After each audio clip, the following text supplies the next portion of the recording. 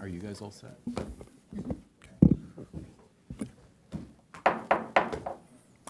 Good evening, everyone. I'd like to call this meeting to order. And with that, we will take a roll call. Can we let the record reflect that all 5 commissioners are present? And we'll start with the Pledge of Allegiance, please.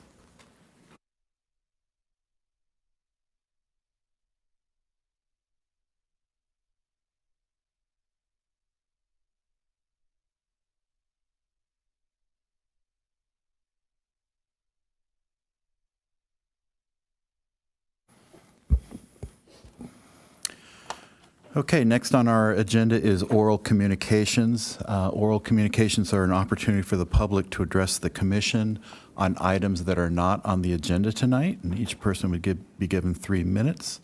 I don't think we have any speaker slips. Is there anyone here no for oral that? communications tonight. Okay. Moving on to changes to the agenda.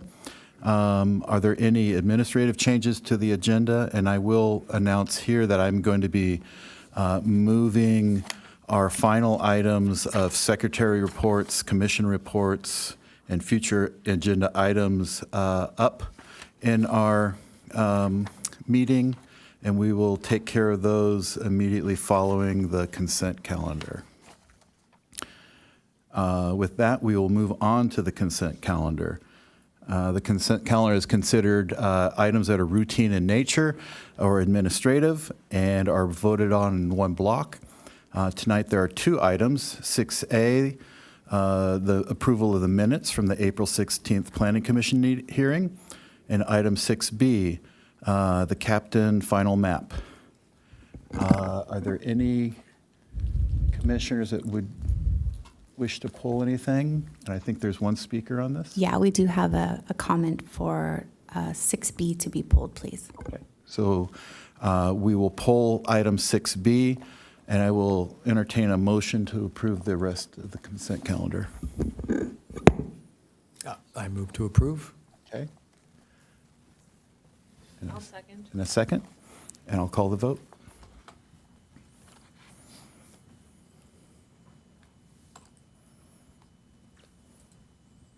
Okay, the consent calendar passes 5-0. And we'll move on to item 6B. Whoever pulled it, would you like to address the Planning Commission on your reasons for pulling it? Thank you, Kelly.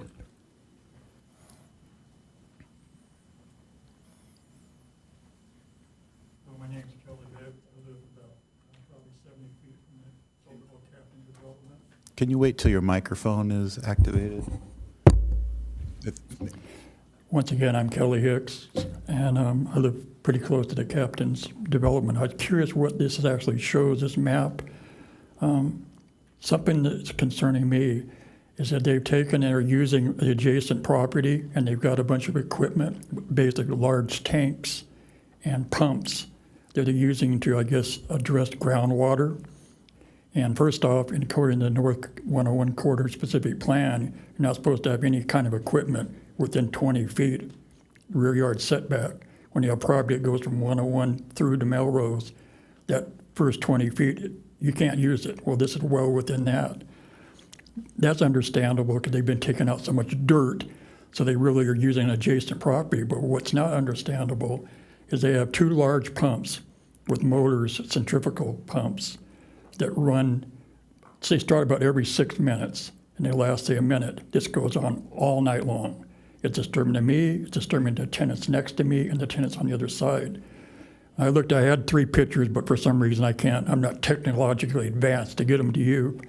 But the pumps, it'd be really easy for them and the electric motors to enclose them in some sort of, say, a plywood box with some sort of sound deadening. Otherwise, you're hearing this all night long, and it goes right through, right down the corridor, right into your house. And I was just, today when I was taking the pictures, the neighbor next to me, yeah, that really bothers me. I go, yeah, it shouldn't be. And you know, the noise ordinance, and there's, of course, the prima facie violations. I took a video last night, and I could play it for you. It just aggravates you, I'm sure, that you're 60, 70 feet away, and it's very loud.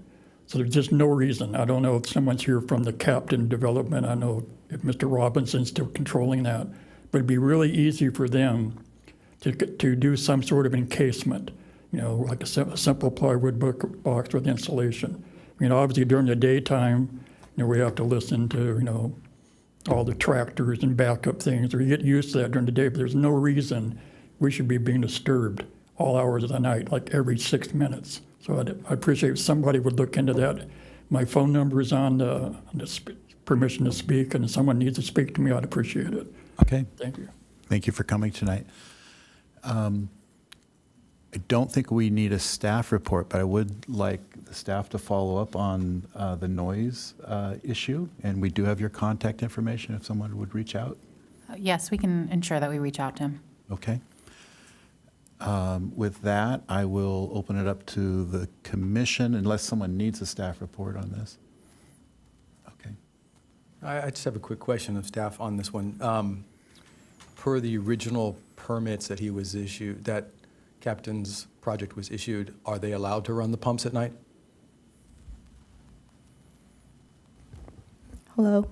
That really depends on the scope of work. This is something that we could definitely bring up to the engineering inspector, so that way they're aware of the noise disturbance that is going on at night. Okay. I think there are hours that they're allowed to construct, of course, and then there's a noise ordinance that, if there's certain decibels leaving their property in the evening, I think they're subject to that as well. And it sounds like, the gentleman here is looking for an encasement or something to mitigate it, but, I think that should be worked out with the city. Okay. I would accept a motion on the item at hand is a kind of administrative thing to finalize the map. The map was established through a tentative map process first, and that was kind of where the true discretion of approval lied. This is just recording that they have completed that work, and it's matching to the satisfaction of the city engineer. I'll move to approve. Okay. Before, there's really no change. There's been no changes from the tentative map to the final map. Is that correct? Yes, that's correct. Thank you. I'll second the motion. Okay.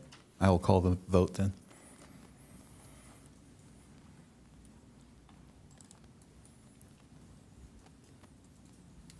Okay, that item passes 5-0.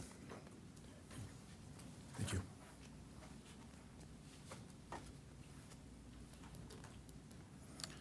Okay, moving on, as I said, we're going to pull a few things out of the original order. Item 9 on our agenda is future agenda items added by planning commissioners. Are there any future agenda items? Seeing none, I'll move on to planning commission reports. Are there any commission reports? Seeing none, I will turn to our secretary and ask for any secretary reports. There are none. Okay. That puts us back on track for item 8A.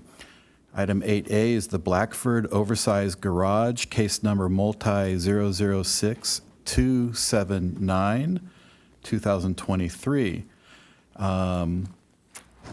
And Fran Carr is the staff person to present this to us.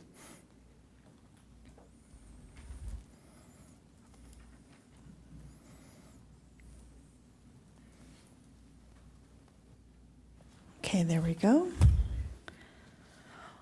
Good evening, Planning Commission. My name is Fran Carr, Associate Planner, and tonight I will be presenting item 8A, the Blackford Oversized Garage, under project number multi-006279-2023 for the construction of a new oversized detached RV garage and detached recreation room and associated site improvements such as grading quantities exceeding 8 feet of cut height within the Hillside Inland Bluff Overlay Zone. The project is located at a developed site at 3275 Poppy Hills Road in the Olive and Hayne community. The project zoning is rural residential in the Special Study, Hillside Inland Bluff Overlay, and Cultural Natural Resources Overlay zones. The project's surroundings are developed single-family uses to the north, east, and west, with open space to the south. The project includes a request for a minor use permit and design review permit. The minor use permit is requested to permit the area of a detached private garage exceeding 1,000 square feet in area to permit the area of a detached recreation room to exceed 450 square feet in area, and then to allow all uses, including existing and proposed detached garages, to exceed 1,200 square feet. A design review permit is requested to allow grading associated with the proposed development, including cut grading exceeding 8 feet in height to accommodate the construction of the oversized detached garage and accessory structure. Here is the project site plan, detailed grading plan, and conceptual plan for the placement of the oversized structure in the northwestern portion of the site on top of developed manufactured slope. Here is a project floor plan. The first level of the structure is 1,976 square foot, 3-car plus RV garage, and the second level is 1,160 square feet of a recreation room.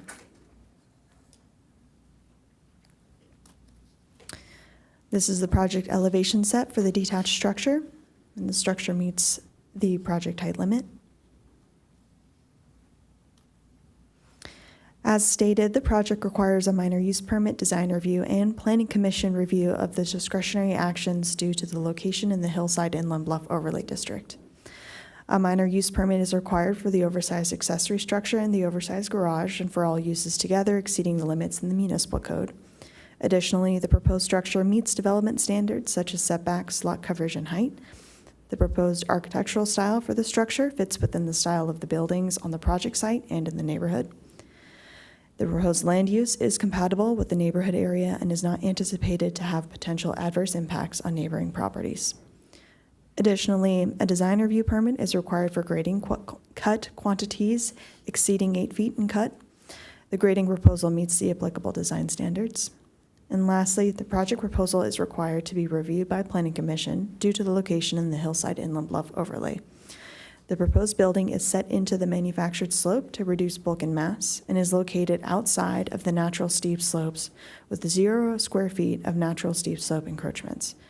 The project is further conditioned to preserve additional natural steep slopes. The applicants held a citizen participation meeting on December 15th, 2025. No attendees were present at the CBP meeting and no comments were received. A public notice was submitted on April 23rd to the neighboring properties within 500 feet, and no comments were received. In conclusion, staff recommends the Planning Commission adopt the draft resolution of approval based off of the findings in the staff report. This concludes my presentation, and I'm available for any questions. Thank you very much. Are there any questions of the staff? I have a few. Do you have a few? Okay. Could you remind me the area limitation for the rec room? The code is 400 square feet? It's 450 square feet. You can build a detached accessory structure under 450 square feet by right. Okay. To exceed 450 square feet, you are required to get a minor use permit. Okay. And the rec room is counting towards the floor area ratio of the overall site, and though these are oversized structures, they're falling within the FAR limits of the site. In the rural residential zone, there aren't any floor area ratio requirements. However, the project meets lot coverage requirements for the additional floor area. Thank you. Bob? Thank you. Let's see. What is the setback requirement on the map from the edge of the slope? And can you show me on their plans how the edge of the slope is defined? So on this site plan, the area of the natural steep slopes is on the southern portion of the site, which is, I want to say like hundreds of feet away from the proposed development. For the Hillside Inland Bluff Overlay Zone, there is a 25-foot, here we go. There is a 25-foot setback from the edge of the bluff. If there's a bluff present, and on this property, there is no Hillside Inland Bluff present, and the project footprint does not exceed, or does not go into steep slopes. Well, there is a bluff present, it just happens to be more than 25 feet away. There's a slope that goes all the way down to the creek. That's a very steep slope. So there is a slope that goes off towards the south end of the property. Right. The definition of a bluff edge is kind of the difference here at this point. How did you define the bluff edge? So the definition of a bluff edge in our code is a 10-foot difference in grade at that point. For this property, the proposal is located entirely in manufactured slopes and is significantly farther away from the natural steep slopes on the southern side of the property. Okay. Does the proximity to Escondido Creek present any additional concerns or triggers? No, it does not. Okay. On the last page of their report, well, actually, before I get to that, to follow up on Commissioner Dalton's question, so the calculation for the rec room is 1,160 square feet. The calculation for the garage is 1,976 square feet, equaling 3,136 square feet. The code is 450 square feet for the rec room and 1,000 square feet for the garage, which equals 1,450 square feet. So the request is more than doubling the municipal code allowed allotment. Is that correct? In the municipal code for accessory structures, you can exceed those limits with the application for a minor use permit. So that's the purpose of this application. Is there a cap on how much, like 2 times, 3 times, 4 times X, or is it everything just subject to the minor use permit, which comes to the commission? There is no cap listed in the accessory structures portion of the code. The limits are setbacks, lot coverage, the availability of the site. So because this project also meets lot coverage, it meets setbacks, and they're applying for a minor use permit, they're permitted to apply. They're permitted to apply. When you calculate the lot coverage, much of the site, can't see it from here, slopes all the way down to the creek. And having walked that trail often, there's a fence probably where their property line ends. How's the calculation, if there's no FAR requirement, and this is added, the 3,100 square feet, are you looking at net buildable or gross area as part of the calculation? So for lot coverage, we use the net lot area for the site, which only excludes street right-of-way. And for this site, there is that deduction only for the section of Poppy Hills Road, but there's no deduction for steep slopes for lot coverage calculation. So in the staff report, is that on page, where do you show the calculation then? Is there a statement? Is it on page 6 of 79? Where can one find that? So I can pull to the page. The lot coverage calculation is identified on page 479 Okay. under municipal code analysis. With the combined footprint of the new structure that is being proposed, the resulting lot coverage is 5%. Right, so that's why you're using the whole property site, not just the buildable site. That's why we've always gone back and forth on buildable net versus gross issues. In this particular case, it's gross buildable area, and that's why they're at 5%. Is that fair? So could you restate the question that you're asking? So the code on page 4, you mentioned lot coverage is 35% for this area. And you use the gross area of the site, 3.16 acres, when I would probably suggest that at least 40% of the site area is a steep slope. So we don't subtract steep slopes from lot coverage calculation. The only exclusion is ultimate street right-of-way from the code. All right. In the review of the lighting plan, do you feel that it conforms to the Olivenhain dark skies in terms of the lighting that they have proposed for the site? So the lighting that they are proposed will be reviewed in the building permit stage and will ensure that the lighting is directed downwards and not shining up into the sky, which is part of our performance standards in the code. Okay. Let me just see if I can get to one of the last pages. Let me just see. Oh, I know. Go back to this comment. It's on page 6 of 79. Go back to it here. Sorry, overwhelmed my computer. At the bottom of page 6, I highlighted the question. Let me just make it a little bit bigger. Bear with me. The last paragraph reads, an open space easement was recorded on the property per parcel map 18730 on June 19th, 2021, on the southern portion of the site. The proposed project, I got a little dot there, historical steep slope encroachments do not project within the recorded open space easement.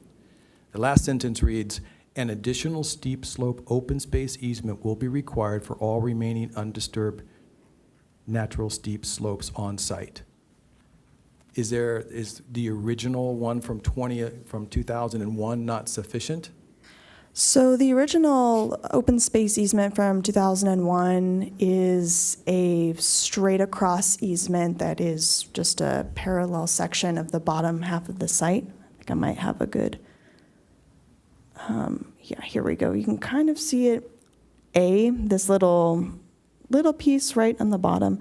That's the limit of the existing open space easement, and you can see that there are more outside of that. So our condition of approval is to add another steep slope open space easement to continue to preserve existing natural steep slopes on the property. So that'll be a condition of the approval in the resolution? Correct, yes. Okay. All right, one more, let's see.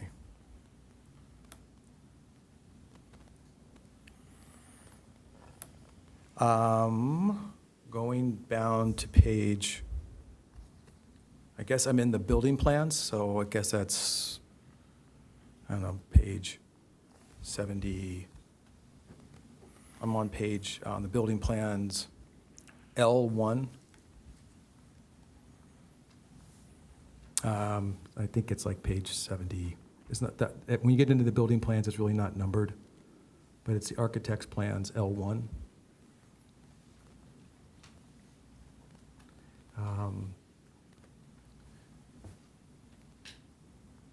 My question there is, on the plans, it says residential/garage. So is the intent of the applicant to build a residence there, or is that just a typo by the architect? Going to assume that it's a typo from the architect, as the proposal is for a rec room and a garage, and that's what is in the resolution. I couldn't tell by the drawings if it was being plumbed for a kitchen or just a bathroom up there. So the proposal includes a bathroom only for the rec room. Right. And plumbing will be reviewed as part of the building permit submittal that gets done. So we'll be making sure that it conforms to this particular plan set with just a bathroom. With just a bathroom and not a residence. Correct. That would go down through, if they were to make this a residence, that goes, through the ADU process? So they would have to submit a building permit for an ADU conversion of this space. I believe there's an ADU already on this property that's a detached ADU, so they would need to do some maneuvering on the rest of their project site. But that has not been brought forward by the applicant at this time. Thank you. Okay, thank you very much, Fran. Is the applicant here? And would you like to present your project? Oh, sorry, we'll back up. Sorry. Yes. Yeah, okay. Just one quick question. In L6, I think on page 20, it talks about 50% of the landscaping has to be native. Is that just around the new construction area? Correct. That's all of the proposed landscaping in the project plan is required to be 50% native. And they would not be required, the native plant ordinance that went into effect doesn't affect this, this project? I thought there were some requirements that we had to have higher than 50%, or was that just for commercial development? So we would have to look at the effectiveness of the native plant ordinance that comes into effect when they submit their building plans. And as far as the project conditions, it's proposed to be 50% native. Okay. And then to Commissioner Pendergast's question about the rec room being built to be just a rec room, when you answered his question, you talked about if they did want to convert it to an ADU, they would have to submit a building permit, but since there was already another ADU on site, you used the word maneuvering, and what do you mean by that? So as part of the state ADU requirements is you can only have one detached ADU on a site with a single-family home. So they would either have to move it from the existing site over to this new structure if that's what they were proposing. And then we've had project building permits in the past where they've moving or remodeling ADUs in a similar way. So that's what I mean by maneuvering. So they would not be allowed to have two ADUs on site? Correct, they would not be able to have two ADUs. Okay. Thank you. Okay, any other questions? Okay, good. All right, if we would have the applicant.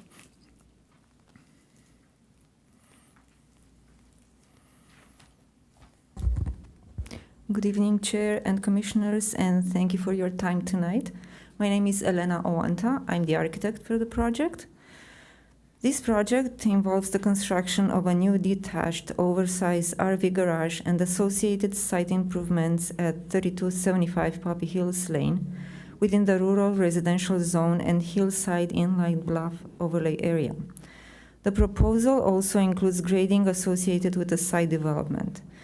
We designed this project carefully to work with the existing topography and rural character of the neighborhood while minimizing visual impacts to surrounding properties. The architecture, materials, and placement of the structure were selected to remain compatible with the existing residents and the surrounding community character. Over the course of the review process, we worked together with the city staff to address comments related to grading, drainage, hillside development, and overall site design. The proposal before you tonight reflects those refinements and represents a balanced solution that satisfies both the practical needs of the property owner and the city's development standards and design objectives. The applicant appreciates staff's time and guidance in refining the proposal. We respectfully believe this project is consistent with the city's design objectives and applicable zoning requirements, and we appreciate the Commission's consideration and support this evening. Any questions? Are there any questions of the applicant? Seeing none? Again, your plans show residence. Is there? Yes, and that was a typo. Okay. Now, when you mentioned it, I drew it. So it's with on my page hand. 7. I get Yes. it. Again, concerned that there's too many residential units on the site, but per staff, there's only one allowed, so that takes care of that. You are asking to double the size of what's allowed under the code. So it is a discretion, I guess, of ours to approve the minor use permit to double the request. So I understand that from a site ratio standpoint, it seems to fit, but you're asking for 2x. Could have been a 2-car garage with the RV. You've asked for a 3-car garage in the RV. They already have an existing garage on site, probably holds, I'll say 3 cars. I don't know how many cars are on the existing garage. Or now maybe storage. Right. So now we're looking at 6 cars and an RV. It's a lot. Yes, and it's basically, that's how we started this project.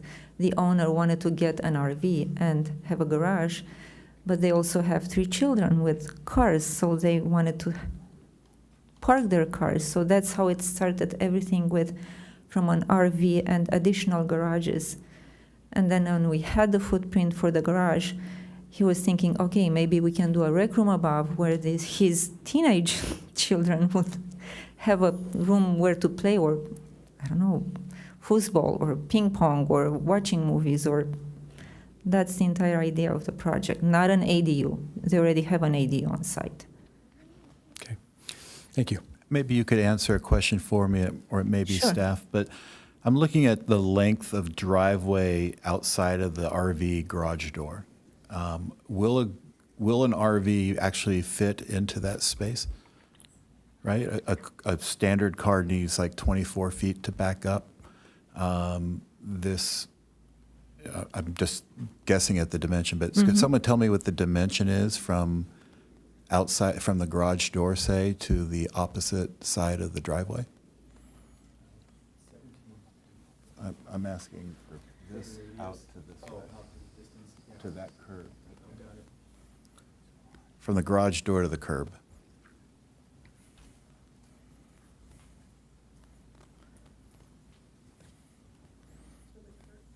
To the curb of the driveway, Yes. looks to be a little under 50 feet. Maybe Okay. 45, I would wager. And so it's a 40-footish RV going into the garage. There'll be enough maneuvering room for them to go straight in and not angle it. That's why we did the turnaround at the edge of the building.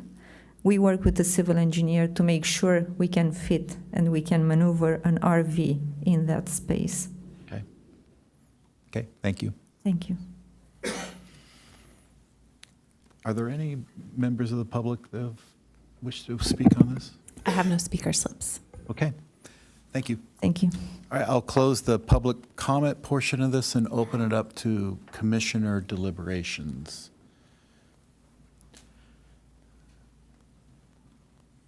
You know, I guess they have every right, based on the code, to up to 35% of the lot area to have it as buildable. But I think they're taking advantage of the footprint of the garage to match the rec room. You know, when the code is 450 and they're asking for 1,000, that's, 2x. If their goal is to have a garage, then that's, a garage that is also twice the code. But clearly, they can under their site area. So I'm kind of torn. It just seems excessive. They already have a 3-car garage. They can build more, but they need a minor use permit to do it, and that's why they're here. It just seems like a lot to ask to do. There's reasons why we have the limitations. This is rural residential. There's plenty of land on the site. Their neighbors didn't say anything. It'll be planted properly, and their neighbors really don't seem to care because they didn't show up tonight or didn't go to the meetings. But it just seems like a big ask. And there's no variance required, so it's really not asking for a variance. They're just asking for a big garage. Right. I think that's the important distinction to me. It's not a variance. It's the code says you can do this, but you'll have to go through this process in order to get it done. I presume it says that so that if the building looked bulky, crowded the site, for any number of reasons, this commission would have an opportunity to say, okay, we wouldn't grant that size based on these things. It seems to be a very large site. I agree with you. I don't think I need 6-car garage and I don't need the rec room, but that's not my property, right? I'm looking at the kind of 2-story elevation at the garage doors. It's a little flat, but I also look at the rest of the house and their existing garage is a 2-story structure with a really flat face, So in a lot of ways, I guess it's in keeping with the existing architecture that they do have out there. So,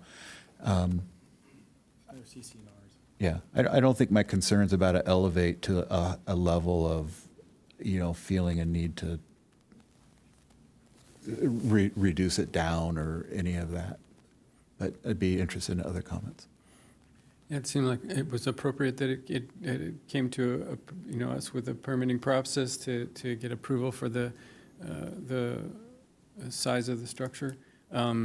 It sounds to me like the rec room was matching what the garage preferences were and not the other way around. And so I'm a little more sympathetic to that's just the size of the rec room because that's how the building was laid out and designed. I had some concerns about it being a rural property and fire protection. They seem to have done their part to measure out distances so that fire protection is managed appropriately, and then native planting of shrubs will help with that. And then, of course, the consideration that it was on the edge of the property next to the neighbors, but it seems visually like it will be tucked into the bluff some with the way it's designed. So I didn't find anything really that objectionable to it.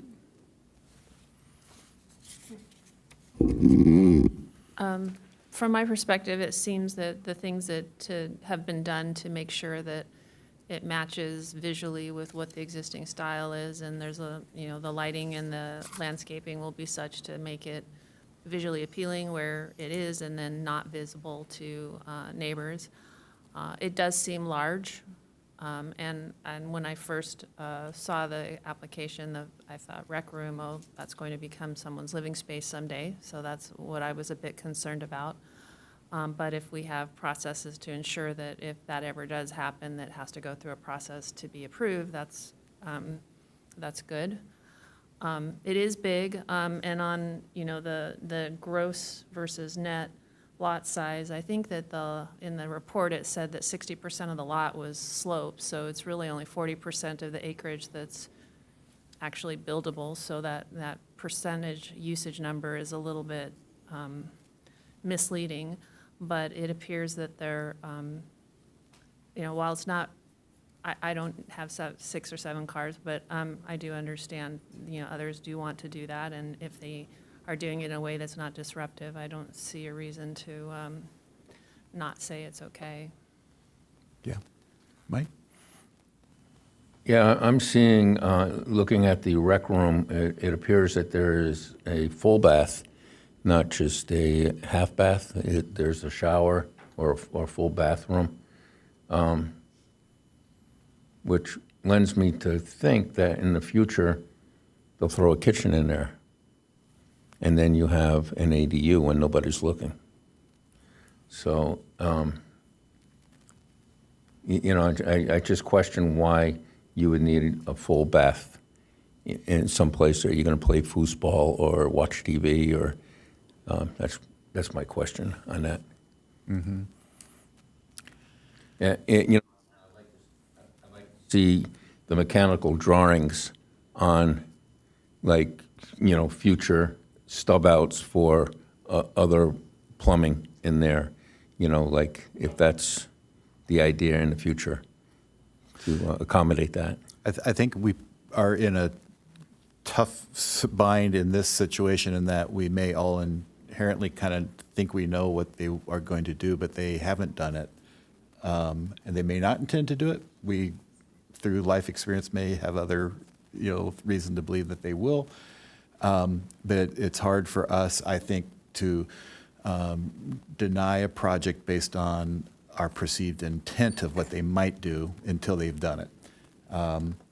There is a process for them to have to get a building permit, and if they already have an ADU on site, they'll have to do something to reclassify that.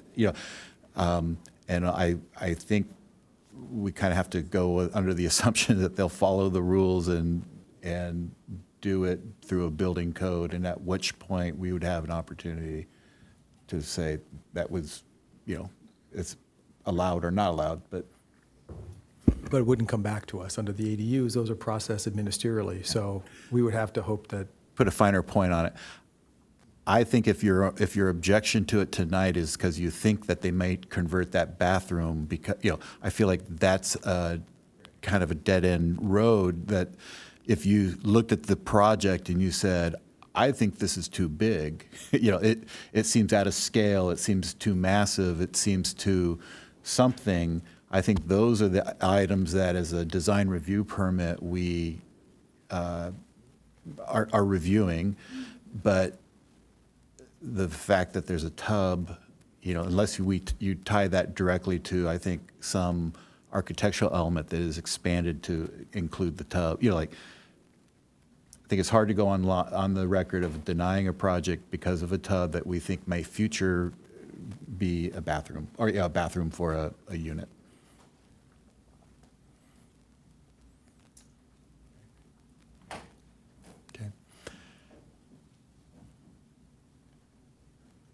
I hear some coalescence about some uncertainty about what they might do in the future, but I don't hear a whole lot of objection to the project as it stands. If this was just presented as it was and they were allowed to do or like whatever, this project looks like a house or a addition that you might expect to see in a Liebenhain. So does anybody want to take a crack at a motion on this?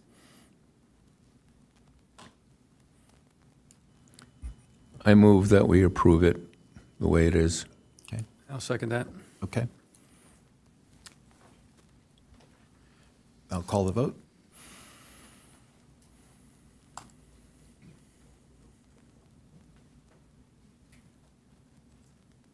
Okay, that does pass 4-1, and so that's your approval tonight.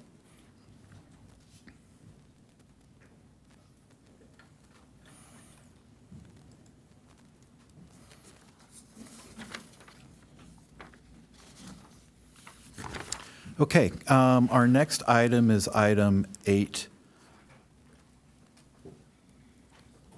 And before we get into 8B, I'd like to read a brief statement.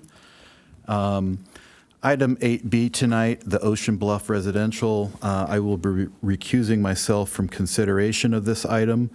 I am the sole owner of an architectural firm called Stephen Dalton Architects, and have provided professional services and received compensation from Rincon Homes within the last year for projects that are unrelated to the item before the commission tonight. I'm recusing myself to avoid any conflict of interest and will rejoin the meeting next week or 2 weeks from now. I moved up the other agenda items, so we will not be returning tonight. I will leave it in Vice Chair Prendergast's capable hands and wish you guys good luck.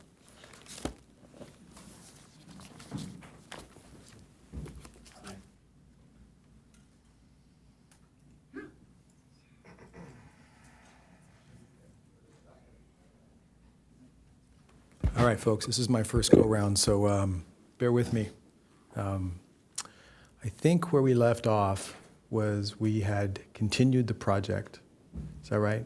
And we had closed public, it was late, I think we closed public comments. Is that right? If I recall. So I think given the amount of people here tonight, I'd like to reopen the public comments period for folks to opine on the drawings. Do I need to, how does that work, Counselor? Yeah, I think you could take the motion right now of the. So what's a motion? Yeah, go ahead and do that. To reopen the public hearing. Of course, you would have to allow the applicant to speak as well on that. And at the final part of that, give the applicant the ability to rebut any statements, Okay. just as is the normal process. All right, thank you for the guidance. So commissioners, I guess we have a motion to open public hearing. Comments? No comments. I would support the motion. Okay. Yes, I would support it also. Mike? Are we voting on a motion, or is there a motion on the floor? Not yet. We were just checking with everybody to see if that's what they wanted to do. I would support that motion. Okay, great. All right. So I don't know if I can make a motion. Can I make a motion? I just wasn't sure how that was working. Okay, so Commissioner Prendergast will be Making a the motion. mover. Yes, to Okay. open for public comment. Sure. And then who would like to second? I'll second that. Okay. All right, and then we can call the vote. I didn't say that, but thank you. There we go. Okay, so again, guidance from staff. Do we have a staff report? Okay, great. So here we go again. All right, good evening, Vice Chair and members of the Commission. My name is Esteban Dana, and tonight I'll be presenting the Ocean Bluff residential project. The project subdivides the 7.2 acre site into 27 single-family residential lots. The proposed project includes 24 market rate units and 3 very low income affordable units. I'm sorry. Oh, sorry. Okay, now we go. Thanks. So the project also proposes the construction of a private street, landscaping, and associated utility, drainage, and stormwater improvements. The approximately 2.7 acres of the 7.2 acre site will be preserved through an open space easement. The proposal also includes the removal of 3 existing wireless communication facilities. The project requires permits as follows. A density bonus tentative map to subdivide the 4 existing lots into 27 single-family lots. A design review permit for the construction of the 27 single-family homes and related infrastructure. A coastal development permit is required to demonstrate project compliance with the city's local coastal program. So this project is subject to California Government Code Section 65589.5, which states that cities shall not disapprove or impose a condition requiring lower density for a housing development project unless the city finds that the project would have a specific adverse impact on public health and safety, or there is no feasible method to mitigate or avoid such an adverse impact. The project is also subject to California Government Code Section 65915, which states that a city may not apply any development standard that would have the effect of physically precluding the construction of a development. The Planning Commission considered the proposed project on November 20th of 2025. The Planning Commission received a staff report, presentation, applicant presentation, public comments, applicant rebuttal, asked questions of the applicant, deliberated, and voted to continue this item. A new resolution has been created to separate the demolition of the existing wireless facilities from the residential project. This allows the Planning Commission to consider the demolition component separate from the residential component of the project. The resolution for the residential development has been revised as well. The condition SCA 6 requiring a voluntary assistance program concurrence letter from the San Diego County Department of Environmental Health has been removed. The county has discontinued the voluntary assistance program, and the condition no longer applies. A condition SCA 7 requiring a separate building permit for the demolition of the existing wireless facilities has been removed as well. The condition is now incorporated into Resolution PC 2026-05 as condition SCA 1. New conditions are added to the residential project resolution. The added conditions are incorporated to ensure full compliance with the City of Encinitas design standards and guidelines. These conditions include compliance with window design, lighting plans, retaining walls, and landscaping. New conditions also address concerns with the project's impact to the neighboring property to the west. These include enhancement of screening, reduced visual impacts, and enhanced neighbor privacy. The other new condition also allows the city to use a third-party consultant for the purposes of selection and screening of potential purchasers of the low-income units. Notice of this public hearing was mailed on April 23rd of 2026 to all property owners and occupants within 500 feet of the project site and to anyone who requested such notice in writing. Additionally, as a courtesy, the notice was posted at City Hall and on the Development Services internet site under public notices. Staff received letters of opposition from 7 individuals and forwarded them to the commission. Staff recommends that the Planning Commission adopt the subject resolutions to approve the project and certify the EIR. This concludes my presentation. I'm available for any questions.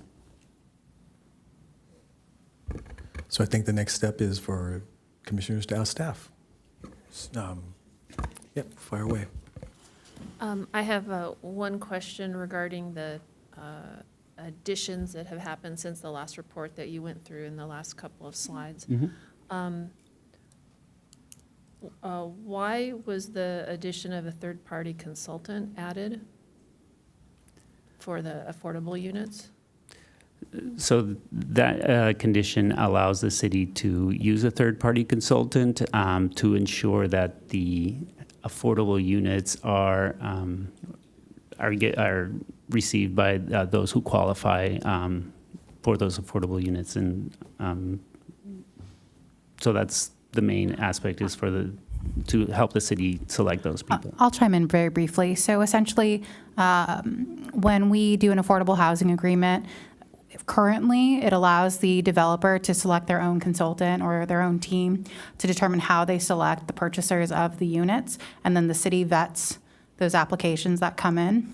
However, we are reassessing that process and want to ensure that we have a very high standard being met and that all federal and local and state regulations are being met in that process. So with that, we're intending on looking at selecting a consultant to help facilitate that third-party review instead of having the developer select their own team.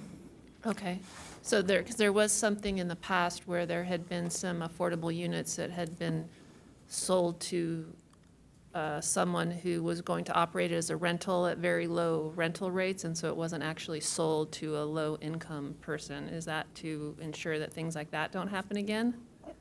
It could be to address that, yes. Just in general, to ensure that all standards are being met pursuant to our agreements and that we have a selection process to that. Okay, so adding more objectivity to the process. Correct. Okay, thank you. I have a question on the, run it by me again, or for the commission, why there has to be a separate permit to demo the wireless towers? Sure. It doesn't have to be a separate permit. However, in this situation, since the demolition of the wireless facilities is not something that's a controversial issue or has not had any public comments on, it can be separated so it can go ahead and move forward while the residential component goes through the public hearing process. Okay, I'm just wondering what the issue is and why it would need to have be separate. Well, it does need a planning commission hearing because it's located within the Hillside Inland Bluff overlay zone, so that's required. But it can move forward quicker as a development. The removal of those can be moved forward quicker by the applicant, who is different than the applicant for the residential component of the project. So there would be two motions possibly tonight to approve the demolition of the wireless antennas and separately approve the project. That's correct. Yes, that's my understanding too. Okay, thank you. You bet. The other question was regarding the screening. Is that the burden of the city for that consultant or the burden of the applicant and part of the development fees? Are you referring to the? Third-party screening that the city, housing- H06. Okay, that- yes. I'd like to. Yeah. So this hasn't been formalized. This is something that we intend on doing an RFP related to. But the intent would be to have the developer pay for the service essentially, but we would still set an agreement of some form with the third-party consultant or consultants. I just didn't want one other burden of a housing density bonus to be a burden to the city, so appreciate that. Sounds like it's a good idea. Anybody else have any questions of staff? Esteban, it looks like the document for the staff report is almost consistent with the November report, is that right? Other than what you've identified here and some of the issues with windows and lighting, but the bulk of the document is pretty much the same? By document, do you mean the plans? The staff report, the planning staff report from November of last year. So if anybody were going to put them side by side, they're pretty close. There really hasn't been material changes to your staff report. No, well, this is a different staff report. This is just like a refresher and what has changed within, Right. within the resolution. But the staff report that was presented in November 20, that is, all that information is still applicable to the project. And so your conclusions are really based on that staff report, various changes in your discussions with the applicant to create this staff report. Well, to incorporate the changes in the resolution, yeah. Okay. But you didn't, so there was a series of questions that we had in that last report. And I'll probably just kind of bring those back up again, just to kind of make sure we talk about them. One of them was the 6 foot and 6.5 foot baluster on the way in. Did that get adjusted down to, I think the code was 6? Did you change that? So that remains as is. The code allows a 6-foot fence, Right. and through through design review permit, it is allowed to move beyond that height, and so that's the purview of the Planning Commission. So they're asking, so just refresh everybody's memory, they're asking for it to go 6.5 feet on their gate as you go in, and the code is 6. No, they're asking to have pilaster caps that are about 6 inches tall along a 6-foot high fence. There's about 5 of those pilaster caps that exceed that 6 feet. It's a decoration. It's more like a design element. But they could make a smaller pilaster and make the cap applicable to the code, and they chose not to. They can cut all the design element they want to, but the fact is they're asking for us to grant them that extra. Yeah, I believe the intent of it is to make it look prettier instead of a flat fence. It's just My issue is not pretty. My issue is they're exceeding the code. Without a design review permit, yes. With a Okay. design review permit, no. Got it. The deed restrictions based on the density bonus law will be 55 years for the affordable units? No. So the inclusionary housing code for the city requires restrictions in perpetuity. Density bonus law requires restriction for 55 years. So the project is required by city code to provide 2 affordable units in perpetuity. Right. The third unit is required by density bonus law, which only requires 55 years of restriction. So that's why 2 are in perpetuity and 1 is for 55 years. So that brings back up the other comment. The density bonus law that's being used, the R2 and the R3 allowed them to build approximately 17 units, and the inclusionary housing requirement of our code would have been 2 units. Is that right? It would be 18 units. 18, Yeah. because it rounds up, because 17.92. So the applicant is asking for 27 units, and the city receives 1 more unit. Is that correct? It sounds about right, yeah. All right, and so as part of the density bonus law, they are asking for various waivers. So the city is getting 1 extra unit. The developer is building 9 more units, 8 more units. And so, and with that process, we see various waivers. Where in the document are all the various, is there a letter or a statement to all the various waiver requests that you could direct us to? Yes, So so that we could see that's that? part of the November 20th staff report. And Okay. one of the attachments is the density bonus report. Could you bring that up so the people in the audience can see what waivers Sure. the applicant is asking for? Give me a couple of minutes and I can Yeah. pull it up.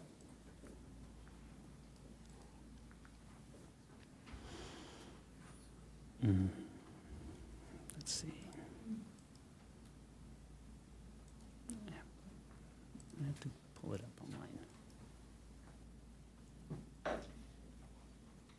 online. And Commissioners, if I'm deliberating, I'm really asking staff for clarification, so I tend to always cross over. You'll poke me if I'm wrong, please.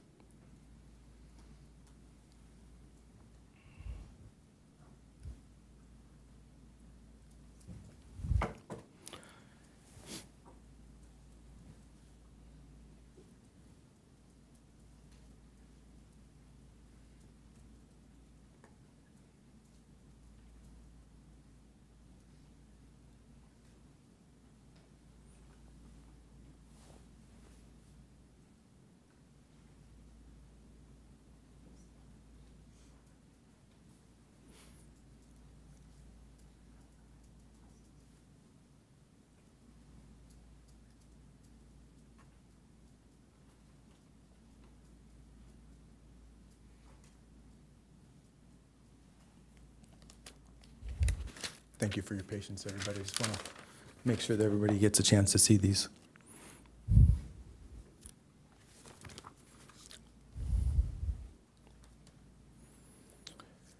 All right.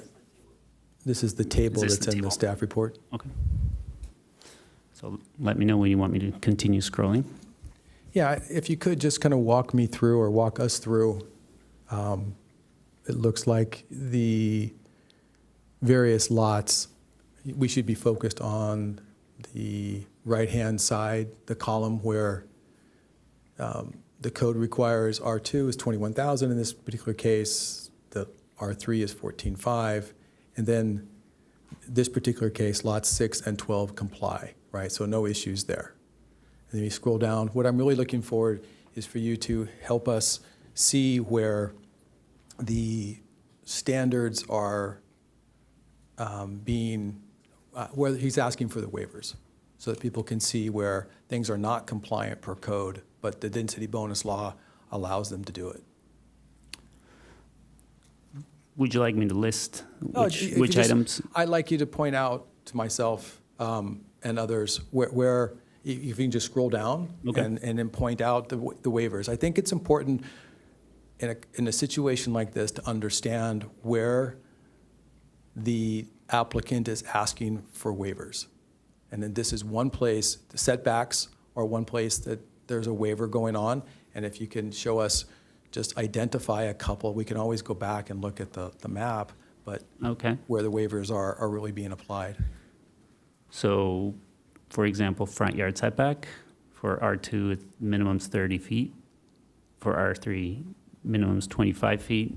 For the lots in the RR2 zone, front yard setbacks vary between 13 feet and 25 feet. So the lot with the least amount is 13 feet, which would be lot 4. 4.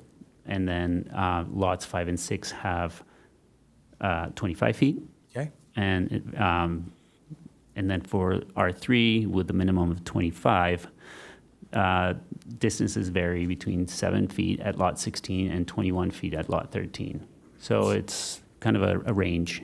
So simple math is, 7 out of 25 is, they're asking for 75% waiver. Okay?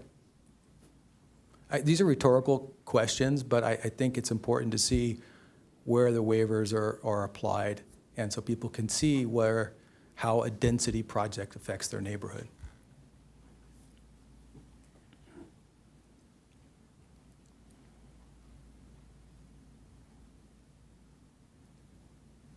That's it. I think there was one above. This way? Yeah.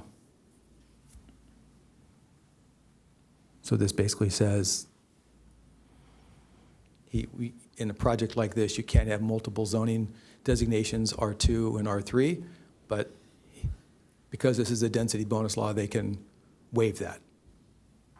So we have different densities associated with each of the different civic code or civil codes or zoning codes, and they're asking for that waiver. Okay, so we have lot split waivers, we have setback waivers. What else is on the list of waivers that he's asked for? They have asked for. This is the end of the list here. Okay, There are no sidewalks anywhere. sidewalks? Yeah, Okay. that's what I noticed. Pardon me? Street radius. Street radius, sidewalks, so Commissioner Kimball mentioned sidewalks, where would that list, where's that? It's at the top row of the table that he has displayed right now, the second. Sidewalk along a private road is not proposed, all right, so they don't have to put sidewalks in. And anything else you guys can think of? Anything else you can think of that the waivers that they've asked for?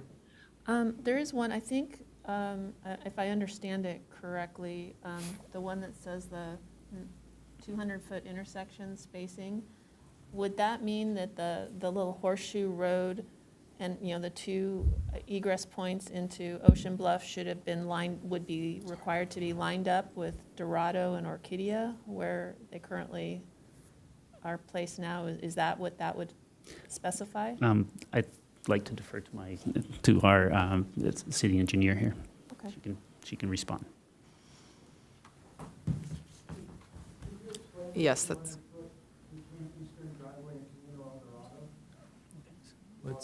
We'll have public comment in a second. Right now, we're not quite there yet. Thank you. yes, that's correct. That's what that waiver is referring to. Another item that came up in November was traffic. We're switching over to VMT calculations, and love to hear the analysis from staff on, here's my misunderstanding I'd love clarification on. We've got the intersection at Westlake and El Camino Real at level service, I believe, E. We're adding 27 houses here to the four-way stop sign at Requisa and Westlake.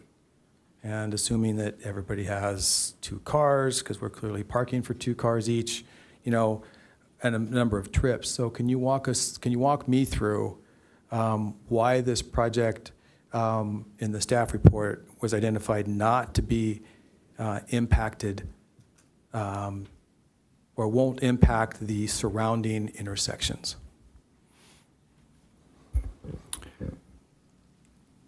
Thank you, Vice Chair.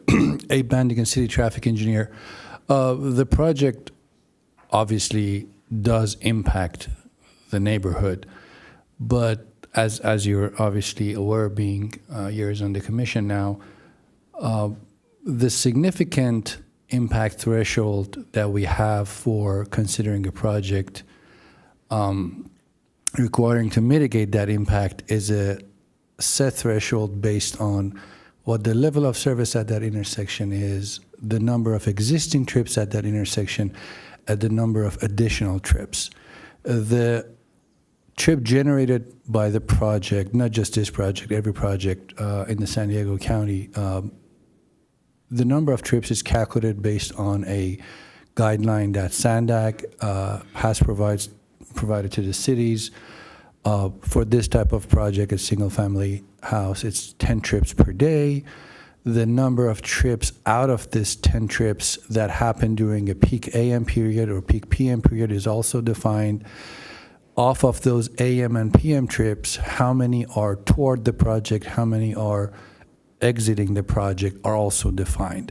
So this project generates 270 trips, basically 10 trips per unit, and then about 15 trips are out of this 270 are for the morning peak, I believe, and there's 19 during the PM peak. Out of this 15 and 19, 70% in the morning are considered exiting the property. 30% are considered entering the property, and the same number, but in reverse for the PM peak. 70% is considered coming back. So out of the 19 trips during the PM peak, 70% are coming back. So about 14 trips or so are coming back to the, and these are not numbers that the staff has any discretion on. These are standard practices, not just City of Encinitas, everywhere in the county uses the same process.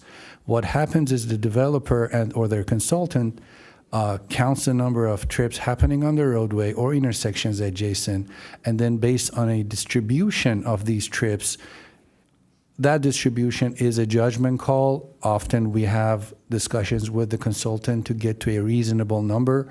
The distribution that was agreed on is about 2/3 of the trips generated going on to Requesa, and about 1/3 going on to Nardo, going towards Santa Fe. When they get to Santa Fe, out of that 1/3, that 35%, 20% go toward the freeway, and the remaining kind of distribute in town. The other 2/3 that use Requesa, 55% of those get into Westlake, the remainder continue on Requesa. This was a distribution that was agreed on, 65% going toward Requesa, 35% going toward Nardo. And this we felt was a reasonable assumption. And then this 65% and 55% off of that going to Westlake, based on the trips generated from the project, calculates to the traffic impact of the project on that road. Now, as big as 27 units are for the neighborhood, obviously, what it translates to is only 8 trips during the peak hour at Westlake and Encinitas Boulevard. That leg carries about 500-600 vehicles during the peak period. So we're adding 8 trips to that 500-600 trips. Because of that, the calculation of the significance impact, which requires an additional 2-second added to the average delay suffered by the vehicles at that intersection, is not met, because we're only dumping a very, very small number of vehicles compared to what was out there. So that only rises by about half a second per vehicle, which is below the standard significance threshold that is set. Now, again, there's no way that we would say there's no impact to the neighborhood. There will be impact, but it is below the significance threshold that's set in our guidelines. Yeah, I think it's, thank you very much. That was an excellent presentation. What was interesting is it's important to understand, all of us, that these are guidelines set by SANDAG. These are the references that you use, the trip calculations are not unique to Encinitas. That's how it's calculated for every project in the county. Is that right? Correct. Does it matter what time of day? Did they do a traffic study where they would put the cords or have people paid so that we could verify the SANDAG analysis compared to what's actual? And if there is a difference between what's actually happening versus the book calculation, are there ways that we as a city make adjustments for that? So for instance, if the calculations that you just described, using the negotiated, the SANDAG numbers and negotiating with the developer, but we put the cord in the road and it says, oh my God, it's 5X of that. Because people are using the cut-throughs to go to SDA, they're going to the various schools, and it's really greater than that. Do we have traffic counts that we can correlate their calculations at all? So the existing trips on these roads and intersections, these are actual counts that were conducted, I believe, 3-4 years ago. These are not assumptions. What is an assumption is the number of trips that will be generated off of this project, which obviously, because it's not constructed yet, we have to go based on existing guidelines, which everybody uses as set. But the 500-600 trips that are currently during the peak hour on Westlake at the intersection of Encinitas, that is an actual count. Okay, thank you. But that is data from 2022, correct? That's a few years old, yes, correct. Is the applicant required to update that? Does our city code require the applicant to update that data as part of this application? If we consider a significant rise in the number of trips or any kind of a modification of the intersection, something that has drastically changed the operation, we could require additional counts. Or if there was any excessive delay for any reason that was a developer's fault. For this project, I don't think there has been any major lag that was that was caused on their side, but it is a possibility. We can require new counts if that is a concern. And then, as part of the, I understand that we're talking about 8 cars, I think you mentioned, going from this project during peak times, making it down to the intersection of Westlake and Encinitas Boulevard. Is part of that are the new projects in terms of the level of service of what that intersection is today? So I guess 8 against what today's numbers are maybe is not significant. But if it's 8 against the 1,200 units that are being built on the north side of Encinitas Boulevard along Quail Gardens, do any of those potential traffic burdens affect anything that this project throws off? Correct. There are two ways of looking at it. Obviously, we cannot penalize this project for the impact that's coming from another project. What it is also standard practice in many cities, and it has been practice of us several years ago, is what's called cumulative impact, which a developer's impact is evaluated in cumulatively with the projects that are happening at the same time within the vicinity. So the impact that I mentioned, like 8 over that leg, now is combined with 15 that are coming from a neighboring project, plus another 45 that are coming. And now these projects together will cross that significance threshold. There are legal reasons where currently we cannot enforce that cumulative analysis. It is in the works. We are working on modifying our traffic impact analysis guidelines, and our circulation element is being updated. We are trying to incorporate cumulative analysis into our guidelines. I've been talking a lot, so I'll turn it back over. Anybody else have any clarifications for staff? Just really briefly, related to the intersection of Requesa and Westlake, that's a 3-way stop there. Is there any thought about traffic control as far as a light or some other, besides a stop sign, 3-way stop? There are certain warrants in our standards in the Manual Uniform Traffic Control Devices that I believe there are 9 warrants that we analyze to see if a intersection warrants a traffic signal. I don't think it has been conducted for this intersection to see if a signal is warranted, but based on experience, 99.9% sure that intersection does not warrant a signal.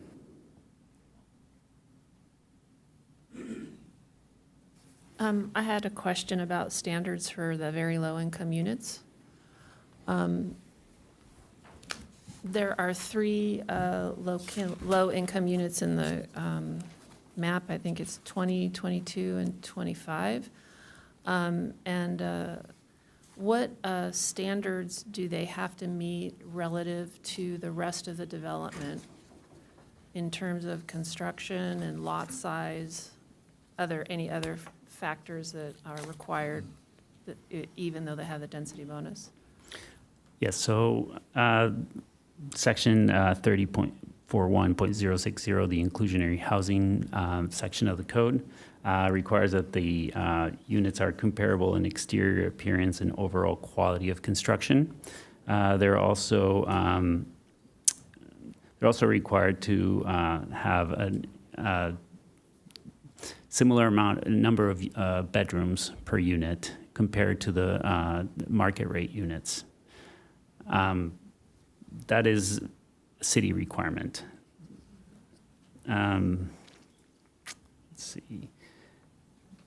Density bonus law does not have those requirements, just the city requirements. Is there any requirement that the lot size should be comparable to the market rate units? There is not that requirement. And those 3 affordable units are the smallest lots in the development, is that accurate? Yes.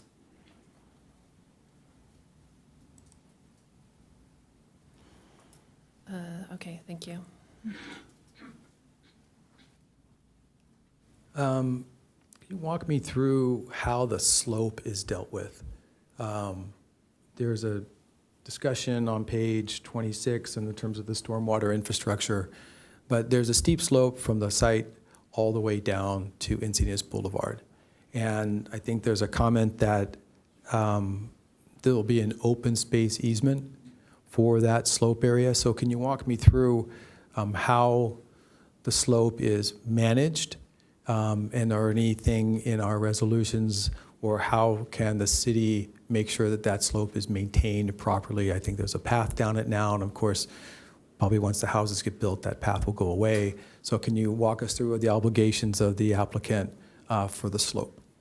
Sure. So the resolution contains a requirement or a condition that they convert that slope into an open space easement, meaning that it cannot be developed further, and it is required to maintain the current habitat. And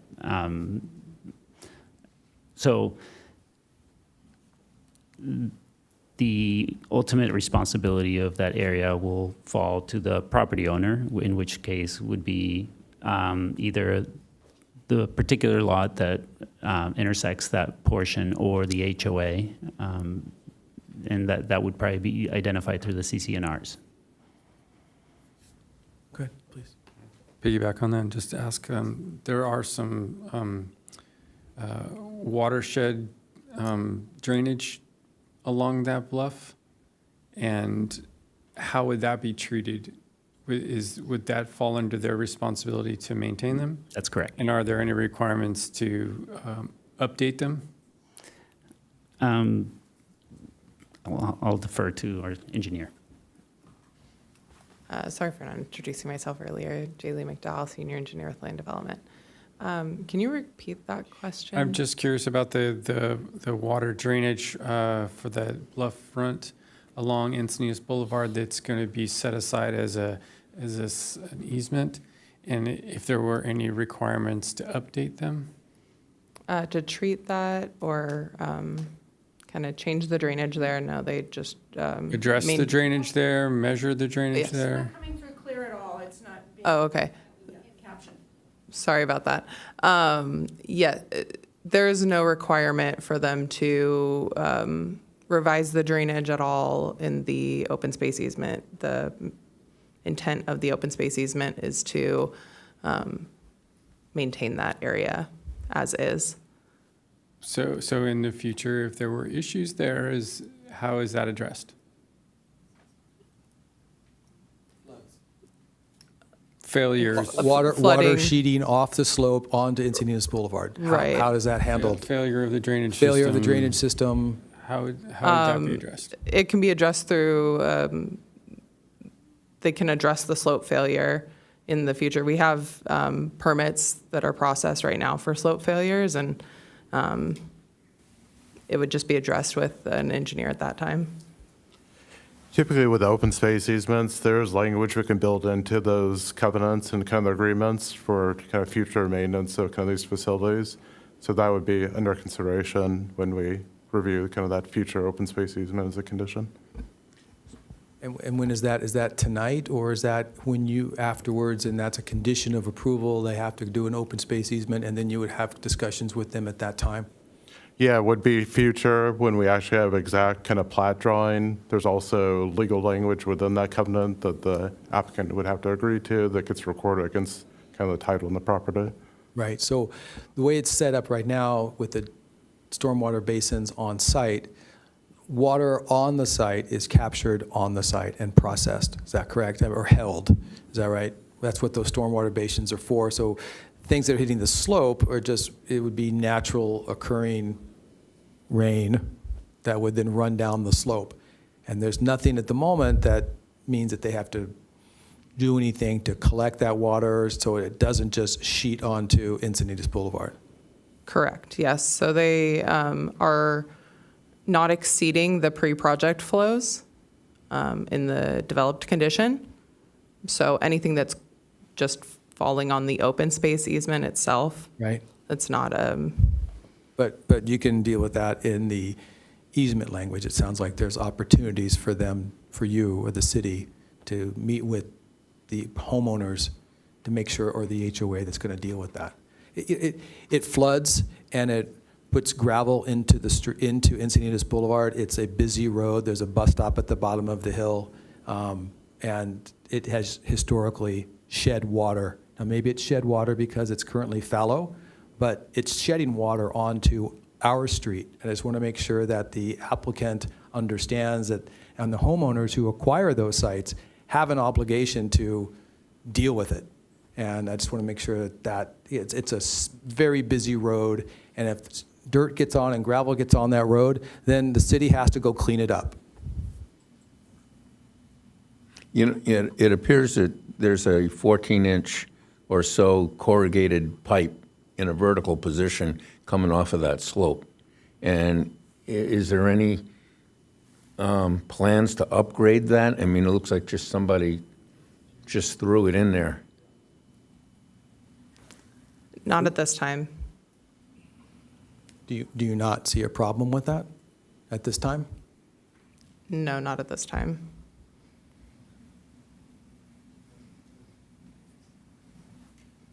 I was just going back to the lot. I believe lot 25 and lot 13. Lot 25, I think, is a 79% reduction off the standard, and lot 13 is a 43% reduction off the standard.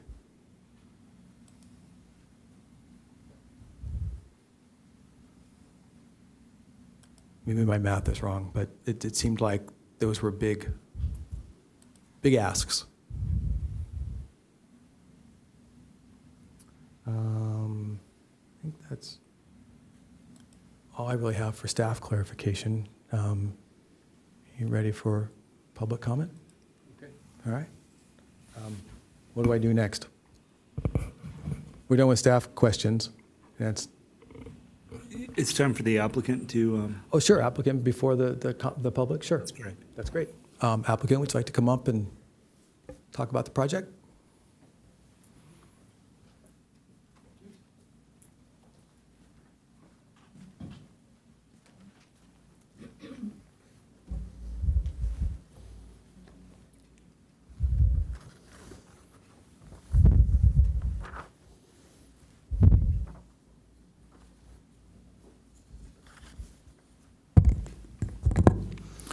Good evening, Vice Chair and members of the Commission. Again, I'm Jonathan Frankel, and I serve as Vice President of Forward Planning for Rincon Homes. I know we have a couple of new members of the Commission on this hearing, and so for their benefit, I just want to take 30 seconds to reintroduce our company and our firm. We are locally family-run business here in North County. We've been in operation for about 15 years. We've been working in the city of Encinitas for about 10, and this will be our 5th project in the city. We are particularly personally invested in this project. The parents of 2 of our owners live about 6 doors down from this project site in the gallery. So we spend a lot of time here. We're really intimately familiar with the neighborhood. And so I can tell you that our whole team is really focused on delivering a high quality project here.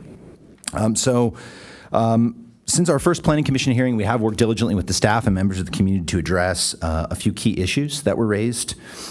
Firstly, and critically, we have worked collaboratively with our neighbors to the west, the Friends and Family. We know that they had a number of concerns related to privacy, and they presented 7 items to the Commission initially. And through collaboration and discussion with them over the months, we have come to an agreement on 5 of those 7 items, and that commitment has been made in writing to the family. Those commitments include making modifications to our retaining wall design, agreeing to purchase privacy and screening trees, changes to the proposed fencing to further enhance privacy. We've also agreed to a condition of approval to make sure that those commitments are implemented. So we are fully in support of that and are committed to making sure that our neighbors, we know if you're immediately adjacent to the site, you're impacted in a unique way and you are uniquely situated, and we should go above and beyond what we're required to do in order to address those concerns. Secondly, we have worked with city staff to assess a number of new project conditions that will also result in modifications to the project, some of which Mr. Dana described earlier tonight. This includes conditions related to the grading design on the western side of the property to make sure that it complies with Chapter 3 of the city's design guidelines, as well as modifications to the retaining wall design to ensure compliance with the city's 6-foot maximum standard for retaining wall height. We were able to make these modifications and work collaboratively with staff. We know that these items could have been subject to a density bonus waiver. We didn't think it was appropriate, although we initially had requested that. We didn't think it was appropriate to proceed in that manner, and instead agreed to these conditions in order to ensure compliance. A couple of other issues that were raised during the first meeting. Firstly, regarding the proposed affordable housing units, the 3 units of affordable housing that will be set aside for very low-income families. They're approximately 1,900 square feet, and Commissioner Kimball's comments to Mr. Dana, they do comply with the city's regulations and the city's inclusionary ordinance. The bedroom count and the floor plan associated with those was created in order to be compliant. We initially actually had a design that was a little bit smaller in terms of bedroom count. They have 5 bedrooms. We had a 4-bedroom, first a 3, and then a 4-bedroom iteration. But the 5-bedroom iteration is necessary in order to satisfy the city's requirement that the affordable units have a commensurate number of bedrooms as compared to the market rate units. Just for your knowledge, we anticipate these units sell for approximately $200,000 to $250,000. There are a wide variety of factors that go into the ultimate sales price of an affordable unit. We are one of the very few builders in the entire county that does for sale affordable housing. It is very rare. You typically see builders do for rent affordable housing, and that's because of the financing mechanism that the state and federal government provide for the provision of low-income housing. We elect not to do that for a variety of reasons. Most of all because we see the impact that home ownership has on the families that get to move into these units, and certainly we recognize that some of the features of these units are not the same as the market rate. I can tell you firsthand in talking and seeing the families that benefit from these programs, it is an absolutely life-changing experience and opportunity for them, and we're really proud to be able to provide that. Quickly on biological resources, the project was very intentionally designed to completely avoid impacts to sensitive biological resources that are included on the steep slopes on the property. All of the development area is centered on that portion of the property that includes non-native vegetation and that was previously disturbed. Finally, traffic. We know that traffic is a headache that everybody has to deal with. We certainly understand and would never claim that we're not going to add new trips to area roadways. We certainly will. Obviously, as you heard from the city traffic engineer, there are objective thresholds by which all projects are judged, and we certainly don't meet any of those. However, parking was another concern that we heard, and we exceed the required number of parking spaces. We actually provide about a little over 20% more parking than would be otherwise required. We have 95 total spaces. That includes driveway as well as guest parking on the streets. That is the primary trade-off with respect to sidewalks. So when we look at our driveways, the driveway length, the ability to provide on-street parking, and the trade-offs with respect to sidewalks, all of this is a very careful kind of balancing act, and we have to try and fit this kind of 1,000-piece puzzle together in the best possible way that we can. There are trade-offs.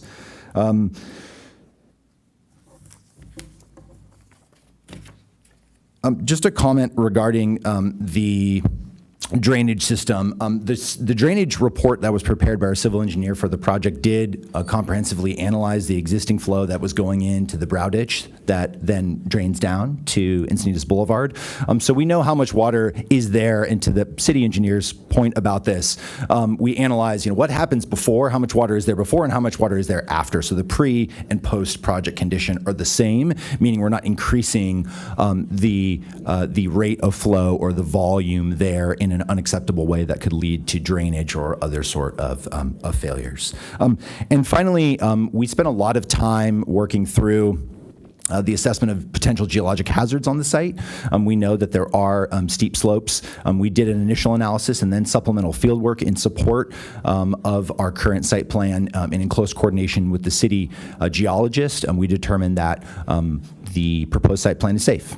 Obviously, as a company, we have a significant liability, construction defect liability, in the event that we were to design something that is unsafe. I think the interests of the city, the community, and us are absolutely aligned in this respect, and so we would never design anything that we thought had a likelihood of potential failure or creating hazards for our future home buyers or the greater Encinitas community. And with that, I would like to reserve the balance of whatever remaining time I have for rebuttal, and thank you so much for this opportunity.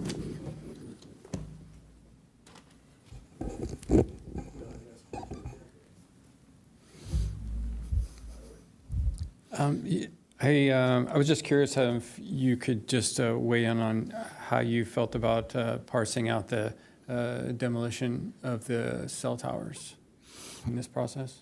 Yeah, I think we were deferential to staff in how they wish to permit it. Obviously, those facilities will have to be removed. The company that's responsible for doing that, I think, was also fine with the approach.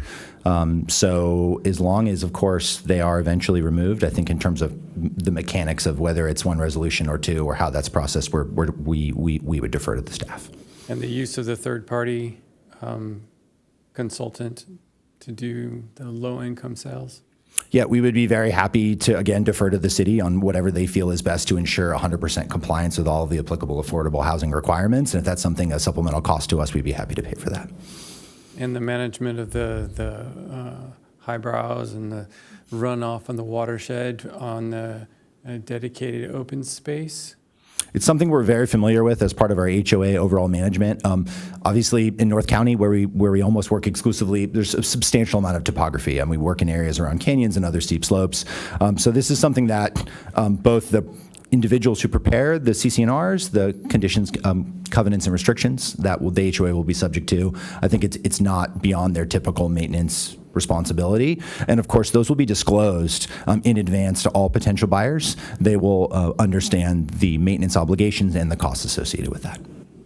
And I know you have done some review of the watershed from the developed portion of the property, but have you taken a look at the infrastructure of the water flow along that open space and reviewed it? So what we analyzed was the water that's coming into the existing drainage infrastructure, so the brow ditch that conveys water, kind of formally conveys water. I don't know, and I can, if you'd like, I can ask our civil engineer to talk about the kind of nuisance runoff or other kind of de minimis flow that would exist on that hillside. I don't know that we've analyzed that. I think that's beyond the scope of our drainage study. Thank you.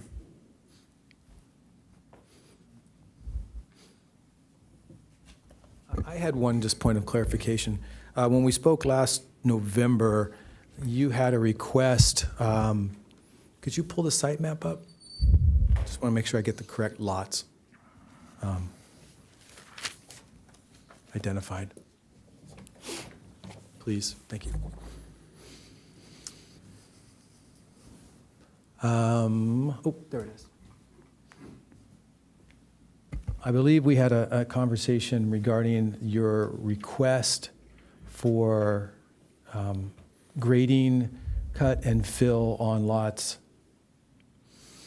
probably 5 and 6, that you were going to exceed the code that EMC has. Can you walk me back through that? Remind me why the need for you to ask for, this is part of, I believe, the design review permit process. So can you walk me through that? Yes, sir. Be happy to. So the fill on the western side of the site is largely needed to ensure that the drainage system functions, that the runoff from the new units can get into BMP1, which is, you see in the northwest corner, that triangular piece there. So given the existing of the topography of the site, if we weren't to raise it up, we would not get positive drainage. We would not get enough fall in terms of the gravity needed in order to get into that BMP. We have, however, worked with staff. We knew this was a concern and have agreed to a condition of approval really to to look at the design of that particular slope, where we couldn't, for example, leave it in existing ground or the existing topography and make the drainage work. But we have looked substantially at the contouring and the design of that slope in order to ensure, one, that it's vegetated, two, that it's contoured in a way that reflects a more natural topography as compared to a more engineered or a typical 2-to-1 slope. And we have a number of concepts that we shared, and we think we can meet those requirements, that it will look aesthetically pleasing, and also allow the project to meet its stormwater treatment obligations pursuant to the Regional Water Quality Control Board requirements. I was thinking more that if you didn't get the grading request of part of the design permit, that those 2 lots would not be as large as they are. And I don't know if they would even be a developable site. So I'm interpreting your request that you want to manipulate an undevelopable portion of the site to allow yourself to build 2 more units. I don't know if all the other sites or lots in the development, you've not requested any sort of design permit applications for those. So I understand it to be you're asking on the design permit for you to grade beyond the municipal code so that those 2 lots are developable. Is that correct? Yes, without the design review permit, we would be physically precluded from implementing the project that we've proposed. And the rhetorical question then becomes, if it's not in the design review project, it becomes a waiver, potentially. Yes, we do feel that, although we've worked with staff to collaborate on the design, we do feel that this would be a standard that could be subject to waiver. That's not what we've currently pursued, because we do feel that the city requirement in excess of 4 feet, our understanding of the city requirement is that there's a design review permit. There is a separate discretionary entitlement required. The design review permit findings cite substantial compliance with Chapter 3 of the design standards. And so within that framework, we think we can comply. We did really try and minimize the extent of the design review request, meaning we looked at the grading and the site and the existing topography to try and minimize it to this one side. But this would be required in order to achieve the density that is provided by state law. The density is provided by state law, but the design review permit is actually providing you additional units. You can build, but if the site doesn't hold it, physically, dimensionally hold the units, you're not guaranteed those units. Yes, you have the density because the calculation is there, but the physical plant of the site doesn't always make it compatible. And so what you're asking is, under the design review permit, for the commission, in its discretion, to allow you to exceed the EMC so you can build up 2 more lots. That just happens to meet the criteria under the density bonus law. I just want to clarify that. Does that sound right? I respect your view, but respectfully, this standard and the total yield in the project is established, and the total maximum yield is established by the state density bonus law. That 27 units are here. Any standard which physically precludes us from achieving 27 units is subject to waiver. And so whether it is a design standard, objective or otherwise, that would be eligible to be waived. Here, what we're saying is we actually don't think we need a waiver because we can obtain the discretionary design review permit and comply with the requirements of that permit, which is substantial compliance with the design guidelines. And so that's where the Chapter 3 section, when we talk about contouring, when we talk about retaining wall height, all these other standards.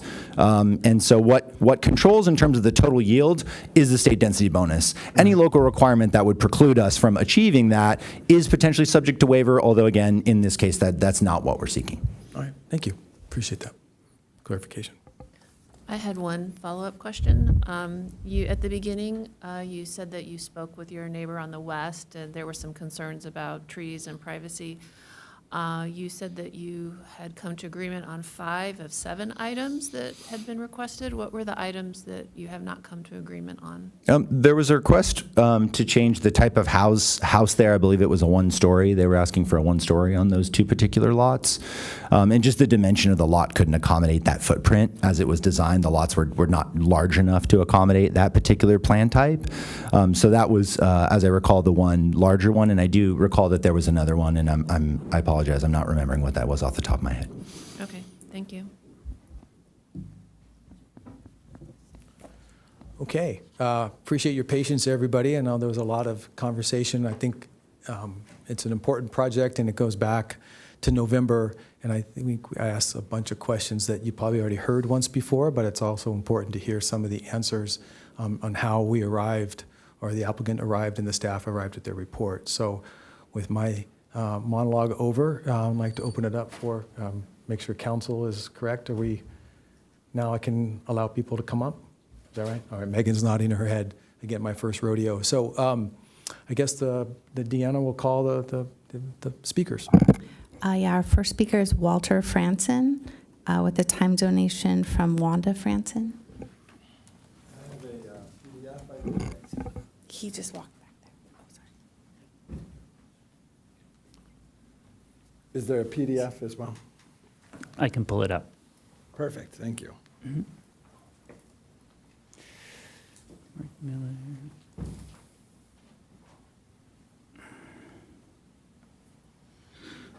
Scroll way up. Okay. And let me know when you would like me to scroll. Okay. Yeah. Hello, members of the Planning Commission. My name is Walter Franson. I had a pleasure of joining you in November, and I'm glad to be able to speak with you again. I am the son of my mom, who is the neighbor to the west. I've lived in that house from 1974 until about the turn of the century. My family owned that home since 1974. As you can see here in this image, you can see the outline of the proposed property development. Go ahead and change. This is what it looks like today. Again, I showed this slide last time, but there are a couple of commissioners who weren't here, so I'm just reviewing that now. We've changed a lot of the greenhouses have changed to people houses in the intervening years. But the current property, that's what it looks like now. It's basically trails and a sort of an impromptu park for families and things that live there. Go ahead. So this is the view and the privacy issues that were brought up. You can see what it looks like today, and then what it would look like as sort of originally proposed there, with these sort of houses, looming over my mom's property where she's lived for 50 plus years. And so we did have lots of good discussions with RENCON. I'm here to discuss those things in particular, not the other kind of conditions and what people also in the neighborhood are bringing up. But you can see there's houses not only to the due west, but also the houses on the north, to the left side of the bottom property. And our, what we wanted to talk about had to deal with all of those. Go next slide. And this is sort of the $1 million view to the west. This is what everybody's after, right? So we understand why they would like to have as many of their homes be able to enjoy this same view that my mom and our family has enjoyed for the last 50 years. So these were these 7 conditions that were referred to. I'm not a lawyer. I'm just a son, and so I had looked at their design and written these up and presented them in November. And you can see the ones, the 2 at the very bottom. Maybe review the grading plan to lower it. That was one of the ones that they're unable to accommodate, and I can understand why. And the second one at the bottom was to build a single-story home. You can see what our other requests were, and I'll go through a couple of those in some detail. Number 4, as far as what to do with some of those existing trees that are on the boundary, I should maybe have that in yellow, because we're still going to have to negotiate on some of those limbs and trunks and things that split the property and things like that.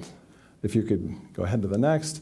So one of those that we brought up was they'd called out a geotextile wall, and my top right picture is kind of what a geotextile wall could look like, but what they've assured us is that it'll look more like this one on the bottom right, and they'll actually plant it and beautify that area. So we're happy about that. The next one, and then this is sort of those.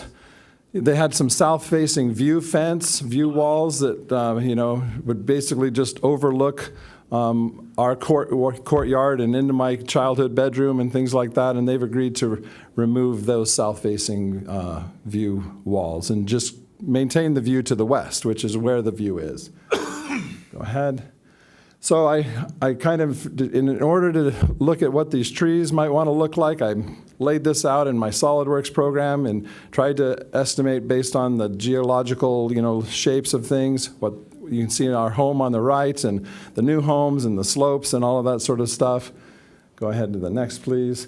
I put in some trees and tried to see what size of a tree, would it take to make it so that our windows and doors couldn't look in their windows. That's sort of what our minimum, hope would be. So if you go to the next one, it looks like about 16 feet, somewhere in that neighborhood, would be the kind of a hedge, tree, whatever, that would help mitigate those sort of privacy issues that we're looking for. And so Rincon has, go ahead to the next, has agreed to helping us plant and pay for the planting of several, up to 10 of these trees along that edge. And so that's one of these mitigating tasks that we've asked for. So that's kind of how those would lay out. Go to the next. So basically, these are the 5, again, that we'd asked for. There were specific impacts to my mom's property. Again, on number 4, we'll have to continue to review what to do with some of those existing tree limbs.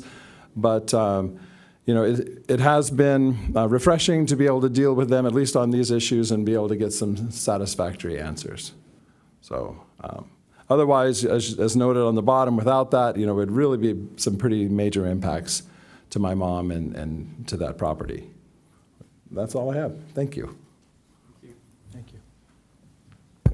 Next, we have Carol Wood with a time donation from Stacy Seacrest. Is Stacy here? Okay, thank you.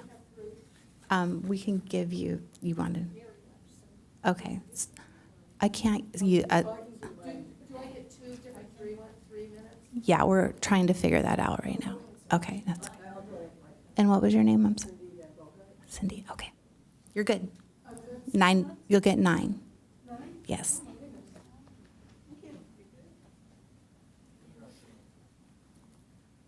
Hello, members of the commission and staff and public and developers. My name's Carol Wood. Where's this supposed to be? It's supposed to be high or low? Wherever you want it. I don't want to scream. Pull it down. Okay, I usually run into it. Oh, there we go. Welcome to our new commission members. We had a fun-filled 6-hour meeting last November. Is that this? It was really very informative, and I was so impressed with the commissioners' fortitude and commitment to doing what's right in this project. Excuse me, could the speaker put the microphone close to your mouth? Yeah. We need to get this recorded. It was getting feedback. It's because you're not close enough. It's not because I'm not close enough. That's right. Okay. Mr. Dana, could you put that project, the green one that had the site map? I'm going to be talking about the drainage and the lot division and a couple other things. My brother also submitted a couple of letters that you just received. He's a professional biologist, and he has examined the lots and the drainage, and I've done some additional research. I just want to point out that also looking at the cliff edge, some of these lots are right on the cliff edge, and my understanding is that there are limitations, restrictions in the municipal code, and I've got that written down. The big thing call out are the lots 6 and 12 on the corners. They've got the hydro basins and the entire slope down to the road. My brother, who's practiced for 20 or 25 years, said that's extremely unusual to put, that usually the lot is restricted to the top of the slope. And if it's going to be open space, it needs to be in a geological hazard abatement district that's funded in advance. That to leave that to the homeowners is a huge liability, and to the city. Also with the critical infrastructure that crosses it, with the 50-year-old drainage pipe and brow ditch. My brother felt that is a candidate for failure at some point, could be sooner than later. Also, the amount of impermeable surface on that lot is going to go from like 2% to 65%. So there is going to be, it's said that the water is going to run the other direction, but my information says it's going to go down the hill. There's going to be a huge increase in water. And that needs to be, whether I'm right or not, that needs to be studied and predicted. In terms of the liability, the homeowners, you can't, okay, you can read my brother's letter. So thank you. And then the next one I have is there's a list that says drainage, deeded slopes, and required actions. That's it, thank you.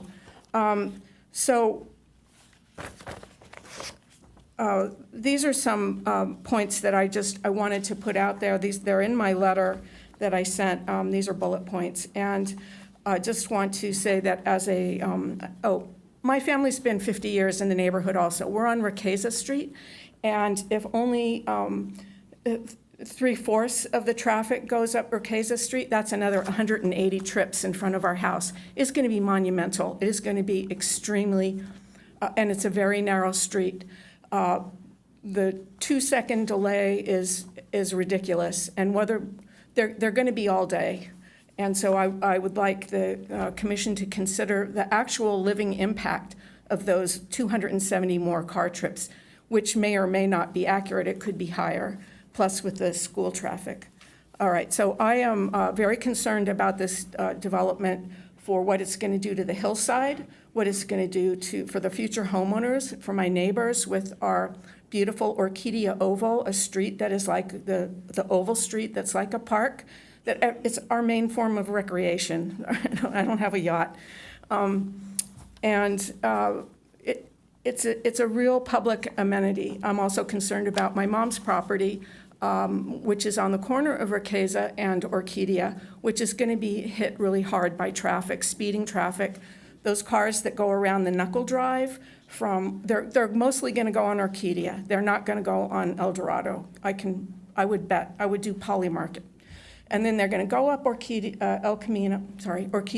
They're going to swing around that Knuckle Drive. They're not going to stop. So you see the drawing, and they're nice, light, straight lines. That's not how people drive. They just don't. And I'm very concerned about that because of the hazard to all of the people and dogs and kids that use that street. Those are our public streets. And I'm also concerned about the impact on the value of my mom's property now that she's gone into assisted living. We've made a huge investment. My family still has an operating greenhouse on the property. All right, so I'm just going to read this and get through it.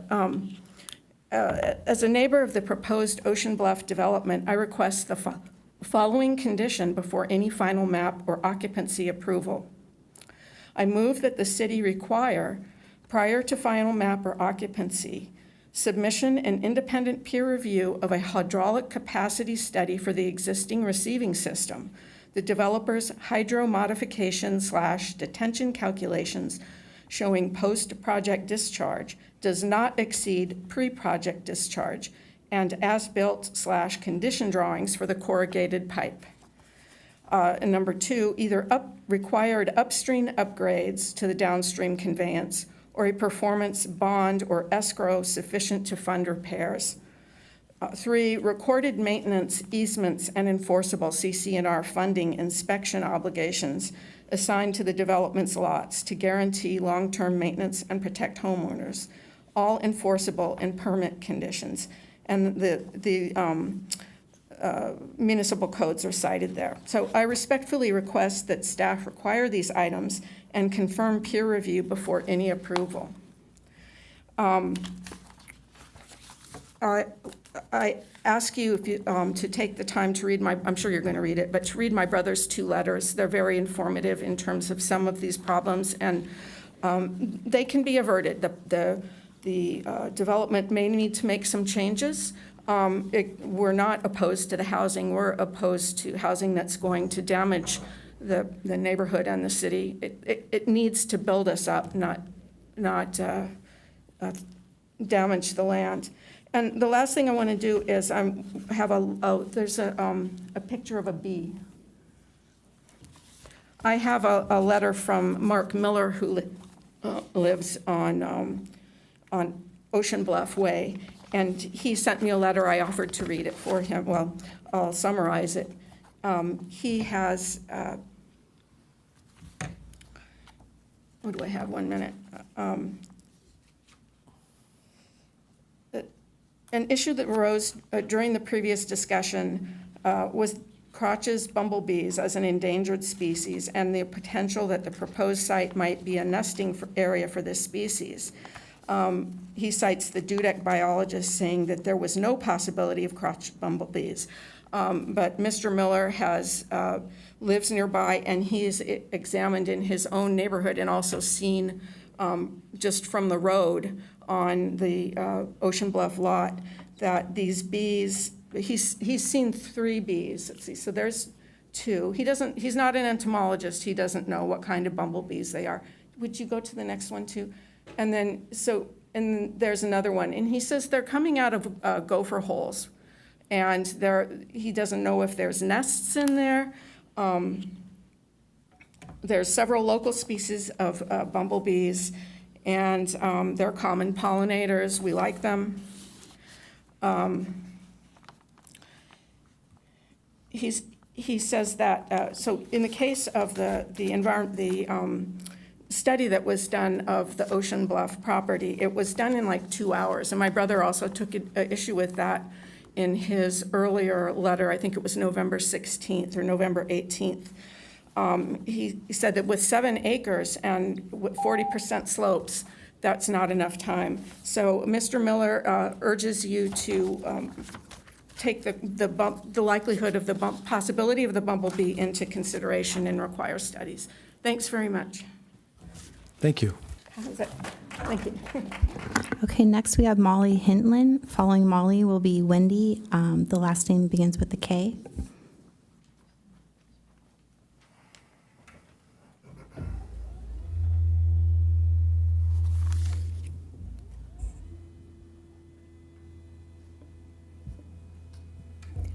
Good evening, Commission. Molly Hintland. This project has a red flag. Any traffic study more than 2 years old is deemed invalid. That should be a starting point. I'm surprised. Cumulative analysis is something we really need to focus on as a city, and it's a problem. Notwithstanding all the housing development that's happening on Encinitas Boulevard within 500 feet of each other, Dos Lunas, Sunshine, which is now Solaris, and soon to be Quail Meadows, and then Fox Point is just completing. The traffic that goes up Requisa to go to the high schools is real, and it gets backed up. And it's not just for a short window of time. And I worry for the kids going to the school. This is supposed to be a family development, and so they're packing in lots of density and no sidewalks. Where's the safety in that? And the kids are gonna bike and walk to school. So I think my issue here is traffic, and that a traffic study should be required. That's done in 2026, because we're going to start seeing the impact of what's happening now, not what was done 2 years ago. And the other issue that's very real is fire evacuation. That's really foremost on my mind. So thank you. Thank you. Next up is Wendy. Last name begins with a K. I'm sorry, I'm not sure how to pronounce it. I thought I had filled it out not to speak, but I'll just say my short piece, address the planning committee. I was here in November, and I had really hoped that the developer was going to come back with some changes to the concerns that you brought up at the last meeting. I myself am very disappointed that they're just throwing, these 27 units in a place where it really doesn't fit in. And all the city is getting is one additional unit for all of the multi-waivers that they're requesting, not to mention the quality of life with the traffic that I live with. It's just really out of control. I just hope that you'll seriously put some guardrails on this. It's really just too much for this neighborhood. Okay, next we have Nick Rosa, followed by Bernie Dillon.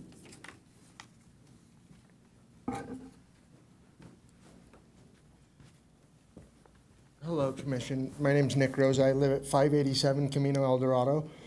That is the northeast property that looks like they're coming right up to the property line on the property I live at. That property was built in the 70s, and I don't know what exactly happened with the garage and the property that I live in. There's a studio and then the main house.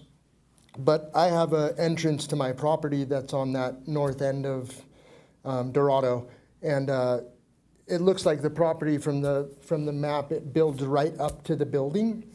And I'm curious if that's on your guys' radar or what's going on with that as far as eliminating an entrance to my house, of course, but coming right up to, literally the backyard is coming right up to the wall of the garage that I have. And I was just curious if you guys had anything that you knew about that going on, or, yeah. Thank you. Next is Bernie Dillon, followed by Jill Hennies.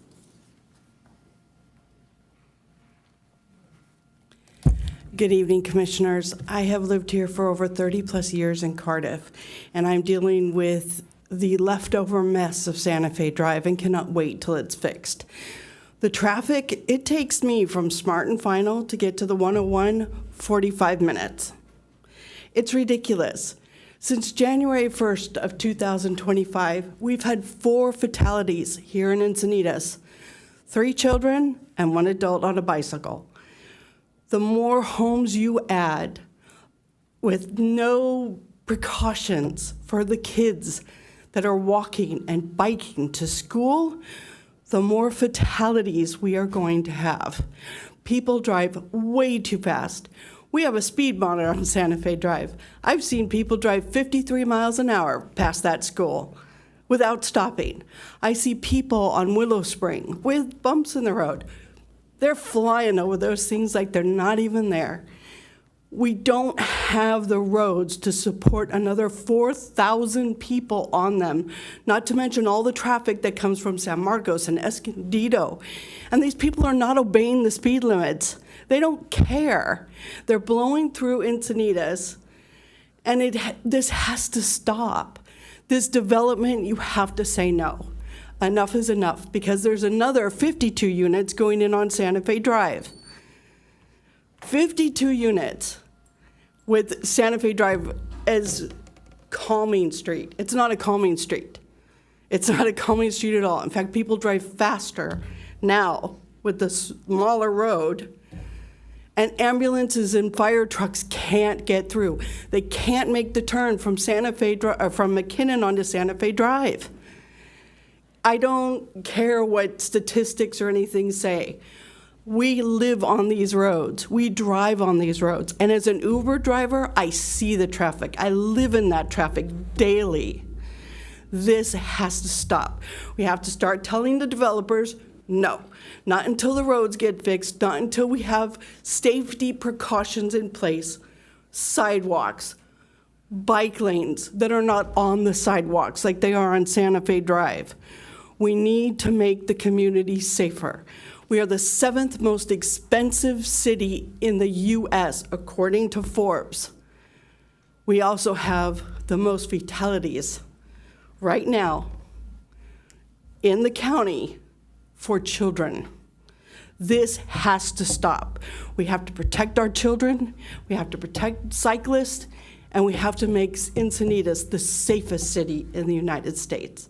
Thank you. Thank you. Last, we have Jill Hennies. I'm sorry, Jill, you did say that Mary left? Okay, all right. So Jill will be our last speaker this evening. Not that I was planning on speaking, but thank you for doing what you do and listening. I don't want to reiterate what everybody's already said, so in my notes, what hasn't been brought up yet, on behalf of our walking neighborhood, I know everybody by first name for several blocks around because we are very friendly and we get to know one another, and go neighborhood.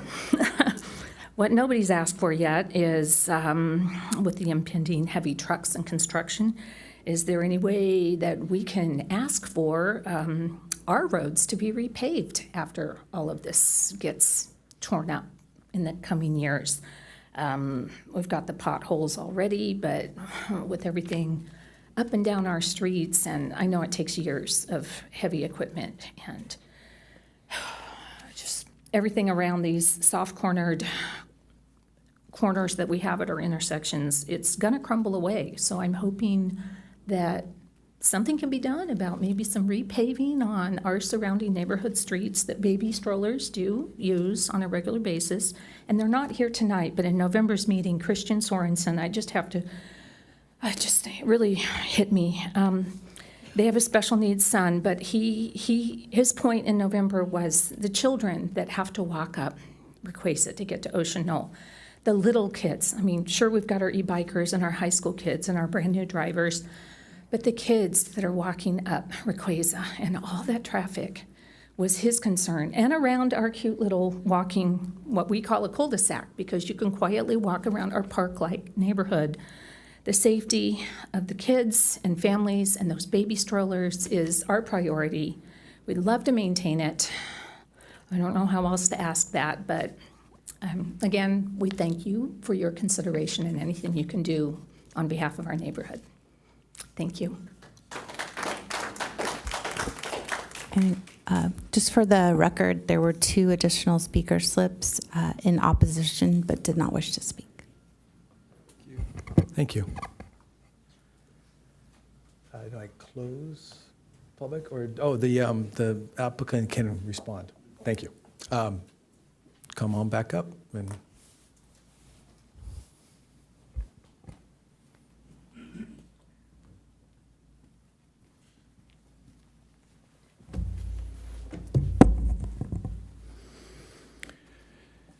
Just a couple of items for clarification. So firstly, with respect to the potential for Crotch's Bumblebee to exist on the site, that is a concern. We were aware of it. Mitigation Measure 8 in the biology report requires a pre-construction survey for Crotch's Bumblebee. Obviously, these are transient species, so doing a survey now, a year or 2 years or more before construction, wouldn't really yield any useful information, and that's why that condition was imposed and that mitigation measure was imposed to require that prior to construction. So the site will be fully evaluated. Again, just for clarity on the drainage analysis, the analysis that was prepared by our licensed civil engineer was reviewed by the city's land development engineer and the city engineer. That analysis includes the pre and post construction condition. So that information is available. It's required for this project, and I believe for all development projects, to make sure that we are not creating any flooding hazards. That is something that's really important to us. It's something that's really important to the city, and we work really diligently with the staff to make sure that we are objectively quantifying that, and that analysis is included for you.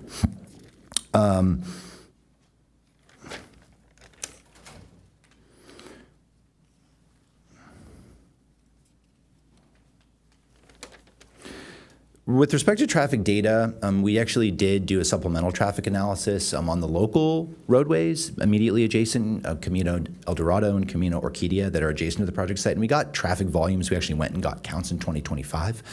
So that data is much more recent. We heard that concern about the impact on local streets, and so we went out and got it. Again, obviously, the city has protocols at the discretion of the city as to when and how data is collected. Obviously, the entitlement process takes many years. And so we have to, at some point, decide we are going to allow the data to be utilized. Otherwise, we would be in a continuous feedback loop of updating it. Sometimes it can take years to get through a plan check and get to a hearing. And so that would just be a continuous process of updating the data. And so that process was followed. And of course, we defer substantially to the city's traffic engineer on what they think in their professional engineering judgment. So that concludes my remarks. Thank you so much. Thank you.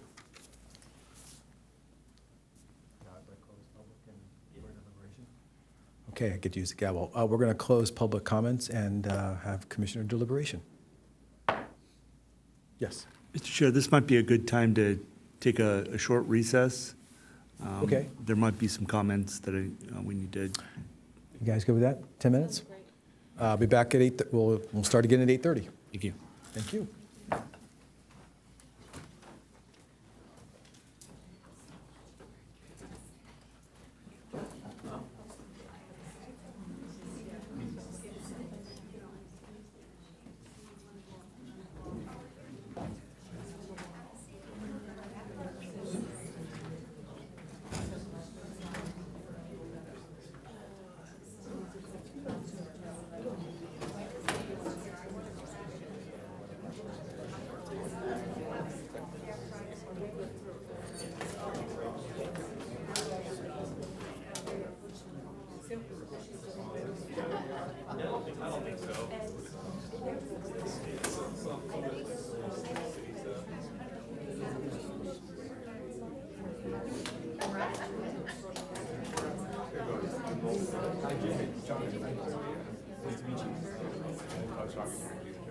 Oh, yeah, I know you know that for many years.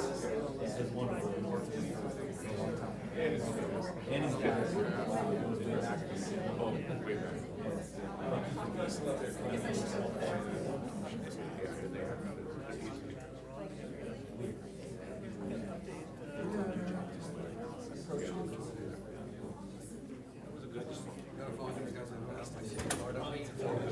better than I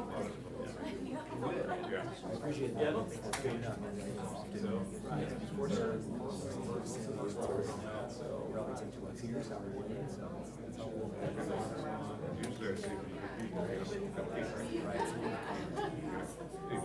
nice meeting you. Thank you.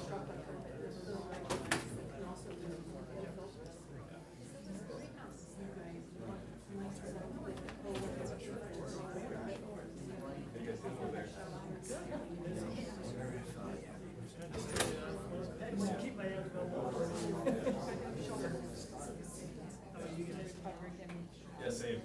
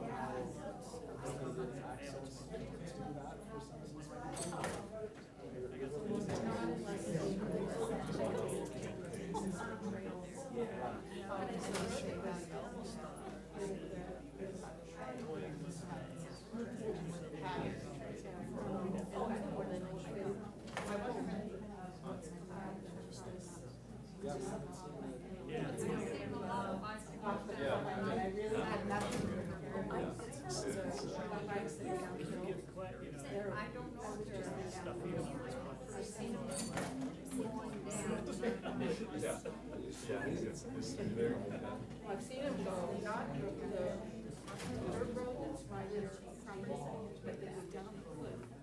Yes. And when you say it's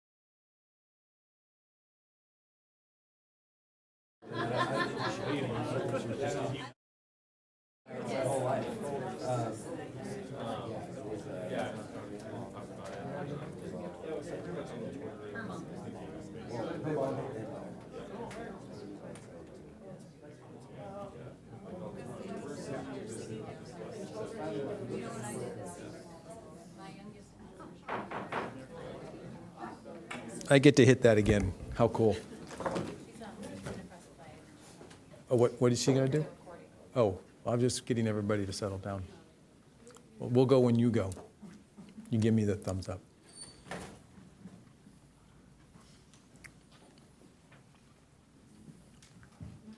Okay, she says we're all set. So if I recall, we're going to now go into commissioner deliberations, and thank you everybody for coming tonight, hearing what you have to say. Hopefully we'll be able to answer some of your questions. And now we're going to talk amongst ourselves, and we'll probably ask a few questions of staff, and thank you guys for coming back. So with that, I'll open it up. Shall we maybe consider the cell tower and approve that? We can certainly enter. There's 3 resolutions on the agenda tonight, my understanding. There's the resolution for the cell tower, and then there's the project resolution, and then the EIR. So I think the EIR and the project kind of go together. And then the cell tower, no one's really commented on it over the November or letters that have come in. So that's a resolution. I guess we will just need It a sounds second. simple. I think if we could just get a clarification on what we're voting on and then see if we have discussion and then take a vote. If I can make a recommendation. Vice Chair. I think we, after closing public conversation, let's just see if anybody has a conversation about the cell tower and amongst deliberation. And if no one has anything to say, then I think with council approval, we'll follow up on your recommendation. So any thoughts on the cell tower demolition request and the resolution that's associated with it amongst the commissioners? It sounds very straightforward to me. Simple request to do the demolition as a separate item. Yeah, I think we should just put that one to bed, Yeah. so to speak, and I would entertain a motion, or you would entertain a motion to, to approve that. Okay. Commissioner Kimball? I think it seems pretty straightforward. It's just the removal, and it's not equipment, to my understanding, that's actually operating at this point. So it's just, e-waste. So I think that one is fairly innocuous. Okay, I agree with you all. So, council, can we call, if there's a motion to approve that resolution, can we move forward with that? You could move forward, and for clarification, that's the Resolution PC 2026-05. There you go. Thank you. I make a motion to approve. I'll second that. Okay, let's call that vote.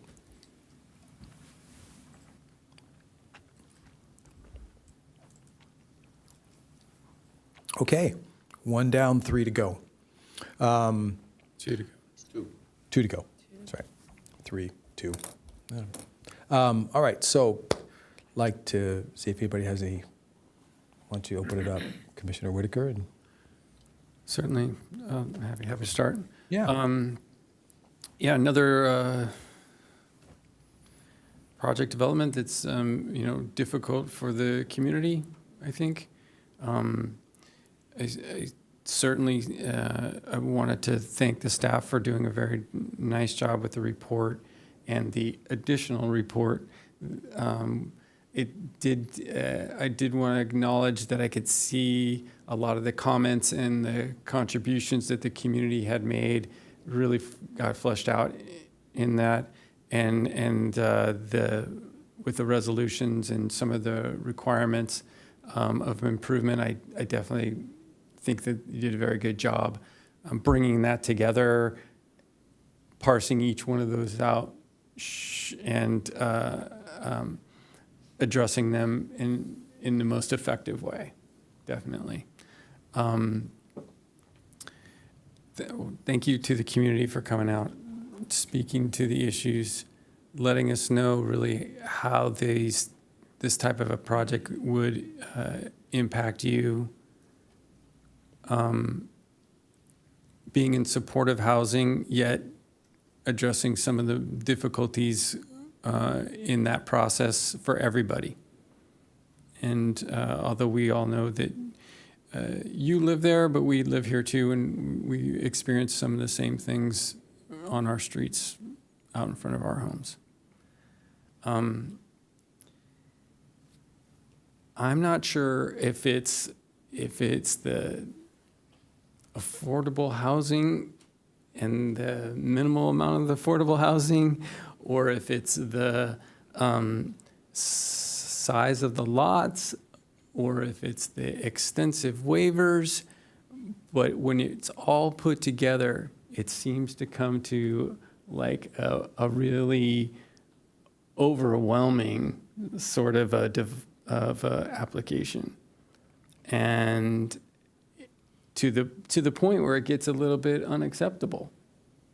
And I don't know necessarily what to do with that, because we're not being presented with any evidence or any supportive evidence to drive a denial. A finding. A finding, thank you. It's just not, it isn't rising to that level. And I'm not sure I can necessarily get there, but I do know that if we get to a place where, there's going to be support for the project, I can understand that from a legal perspective, that the findings aren't necessarily, presenting themselves in a way that would allow us to legally deny it. So I feel like I may still not be able to get on board with approval. So I'm going to still have to wait to see how I feel about where we're lying with our decisions, and what those implications may mean for this proposal, and go from there. But I certainly feel like there are places in traffic, for example, or watershed mitigation, for example, or open space easements and how that interacts with, project developments and future use of the land, or issues with those particular locations that haven't been completely fleshed out. And I think there's an opportunity there to support findings if it's investigated far enough, using as many of the tools that are available to us. And I'm not completely convinced that we've used them all and we've exhausted all of them so far. So I'm sort of kind of still left a bit undecided, but at the same time, I'm certainly acknowledging the fact that this is going to be a very difficult lift to actually present a finding to deny this. Very insightful, thank you. Commissioner Kimball. Sure, thank you. So I am new, I was not here in November when this project came in front of the commission, but I've spent a lot of time reading up, and I watched the last meeting, and like tonight, a lot of really, good comments from the community on what the development means to them in their day-to-day life. I have been to the site and walked around on the streets. I'm familiar with the area because my kids went to SDA, and I know what the neighborhood is like. The land is a very beautiful piece of property, and I think thinking that it will stay open space forever is not realistic. So development is somewhat inevitable. However, the development that's being proposed, in my opinion, is nowhere close to anything else in that community area, whether it's the gallery, those are very large homes on very large lots. So, however, if you say, well, there are small homes a block or two away, and that's accurate, but those homes are on fairly large lots. So, the density is nowhere near what the current proposal for Ocean Bluff is. I'm very concerned about traffic. The addition of the daily trips. I will the traffic analyses were performed according to the structures and the rules that are currently in place, and those are what they are. However, I'm pretty disappointed that we don't have a way in the city to look at cumulative impact and really say we're boiling the frog and now we're cooked. And I feel like we're in a situation now where we can't do anything about that. And so if we had a more holistic view of traffic management with regulations that we could use to come with a finding, I would feel like we would have some way to at least put more conditions on development that is inevitably going to be happening, but in a way that it at least tries to minimize the impact.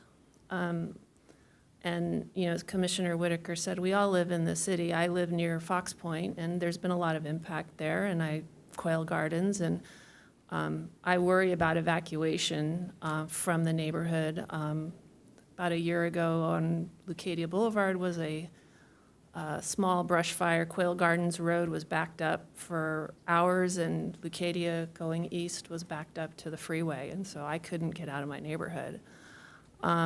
So it feels like there's something there, but I don't have data to pick through to be able, how do we have enough to do a finding? I'm disappointed that we're only getting one extra affordable housing unit with all the extra units that are able to go in.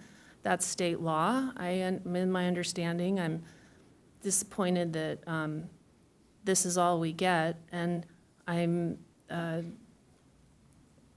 disappointed that the smallest lots in the unit, in the development are for the low-income units, so that it will always be clear which ones they are. The lots are the low-income lots. I think the two that are on the bottom, all of them are 25% smaller than the adjacent lots, and it like, doesn't feel right in terms of, the kind of community values that we say that we have. And I am disappointed that there are no, I think sidewalks are important, particularly if families are going to be moving in with small children, then there's no community park or amenities for them to go to. The concern about where do people go to have common community space, and also if you have to evacuate and get on Requesa, how will you get out? I understand the road, the traffic models are what they are, but it feels like the reality is actually different than what the models say. So I have a hard time with this, as Commissioner Whitaker does. Thank you. I also am a new commissioner. I did go back to November 10th twice. That's 12 hours of watching a YouTube video, and I'm too cheap to do it without commercials. So I'm very familiar, and what I'm seeing here tonight is some of the same issues that came up last November, and I don't see any real resolution. What I'm seeing for primary concerns here is traffic, and I also walked that property yesterday, as a matter of fact, to get familiar with it, just so that I can be informed as best I possibly can. And I also work probably 4, 5, 6 times a month at Sunset High School as a substitute teacher, so I'm very familiar with what the traffic is like going up Westlake to Requesa, and then the kids going to Ocean Knoll, kids going to Sunset, kids crossing over going to SDA. I also use that back street. I've lived in the community for 45 years, so I kind of know all the back ways to get around. I also use Requesa to slip into when I go to Scripps Hospital and doctor appointments and so forth. So I'm familiar with the traffic and how it can back up, and that's Westlake is very windy, it's very dangerous. Who goes next at that 3-way stop? And then the 2 streets that lead into this project are very narrow,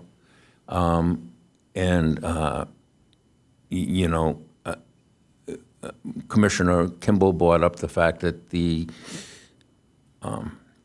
traffic survey was done in 2022, and things have changed a lot, as we know, in this community over 4 years.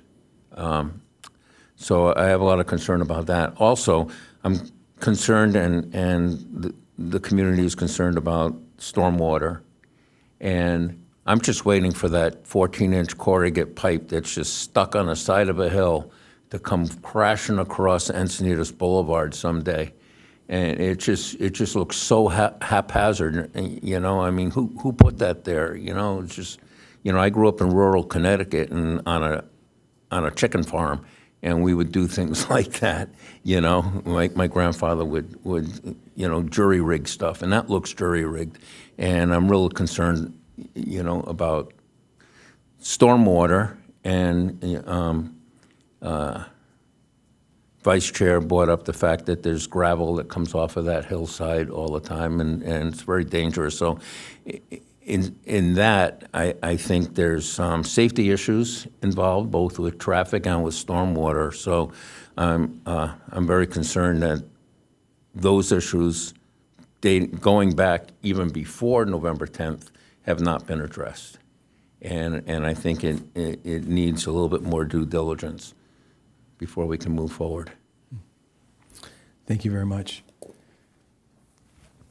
I think I echo my fellow commissioners. You guys were here in November of last year, and we went late. The developer had some things to say, and I think we all had some things to say, and they've been repeated tonight.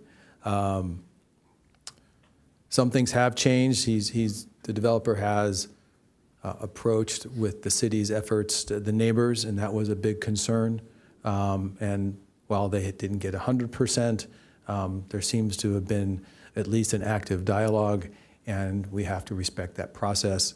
And I think that seems to be moving forward. Some of the requests that remain probably affect the overall project, and those are probably some of the sticking points that they can't get to. But they have made some suggestions, and it appears that at least the developer has approached and done a good job of engagement in the community. So thank you very much for that.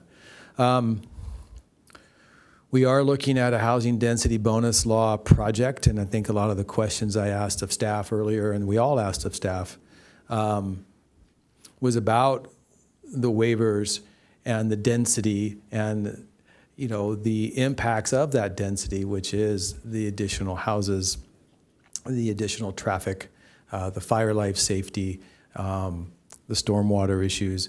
You know, all of these things are a result of development in our community.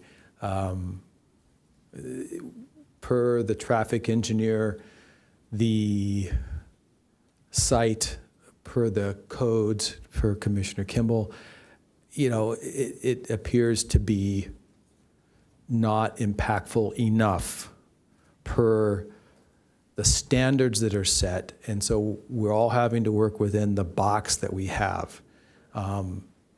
Could we change those laws going forward or change those codes going forward? The active circulation plan is coming up. I have, you know, hope you all get involved in participating in that, where some of the code cleanup can happen.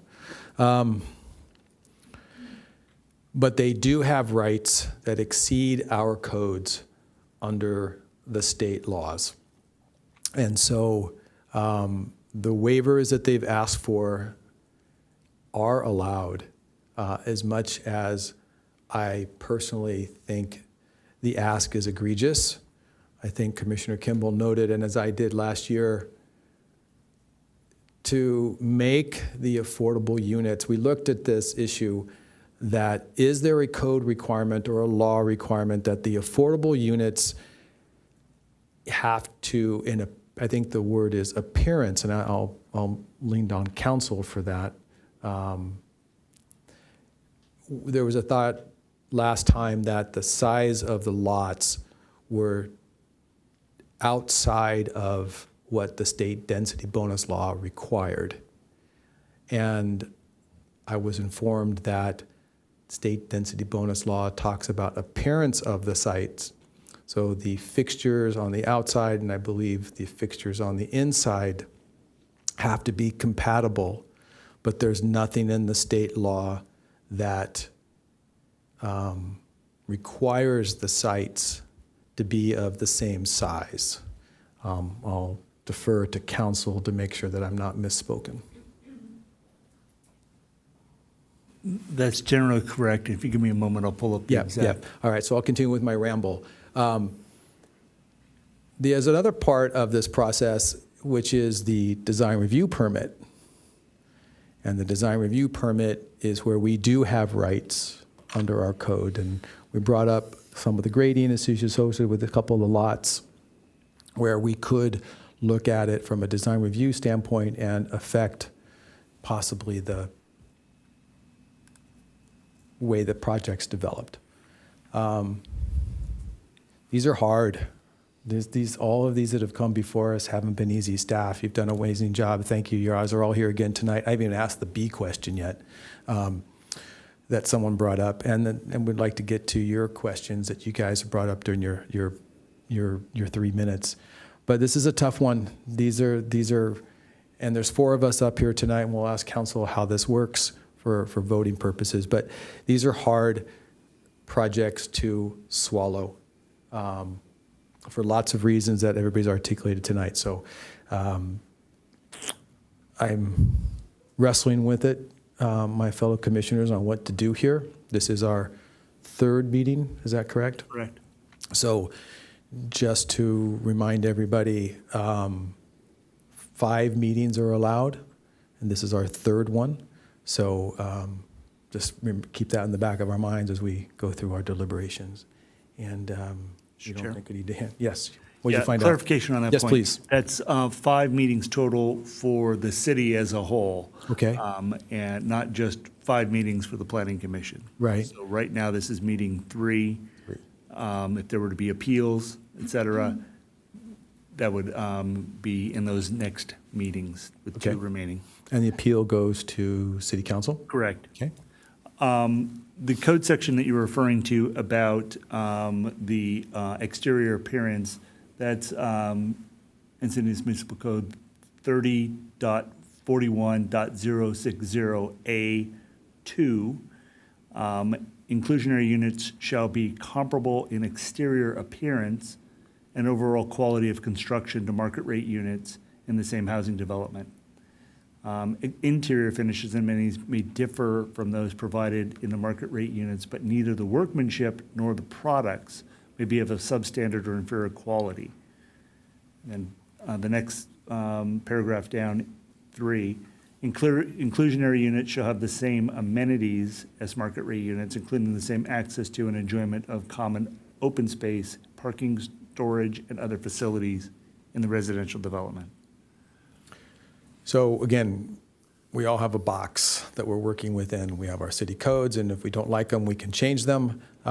Things that happen from the state level, you'll need to talk to our state representatives on those.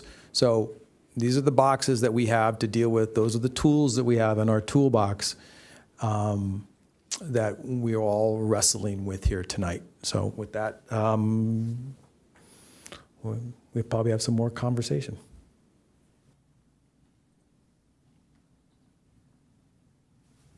So, still, I mean, I find the language questionable. How you would interpret appearance, for example. But we're not being given any substantial assistance with denying, providing a finding. So I'm at a loss for how it's just, it's either, I don't think there is a choice. It really isn't a choice anymore. It's just, find a motion for supporting it and find a second and take a vote.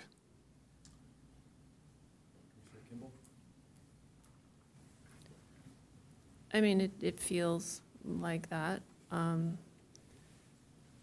I mean, while I appreciate that the developer did work with the neighbor on the issues that the neighbor had, and that's good for the neighbor, but the developer didn't address any of the larger concerns that were actually the entire community. So, yes, we give them credit for that, but those are kind of easy things. So, important to the neighbor, but for the rest of the community, it's not, no improvement.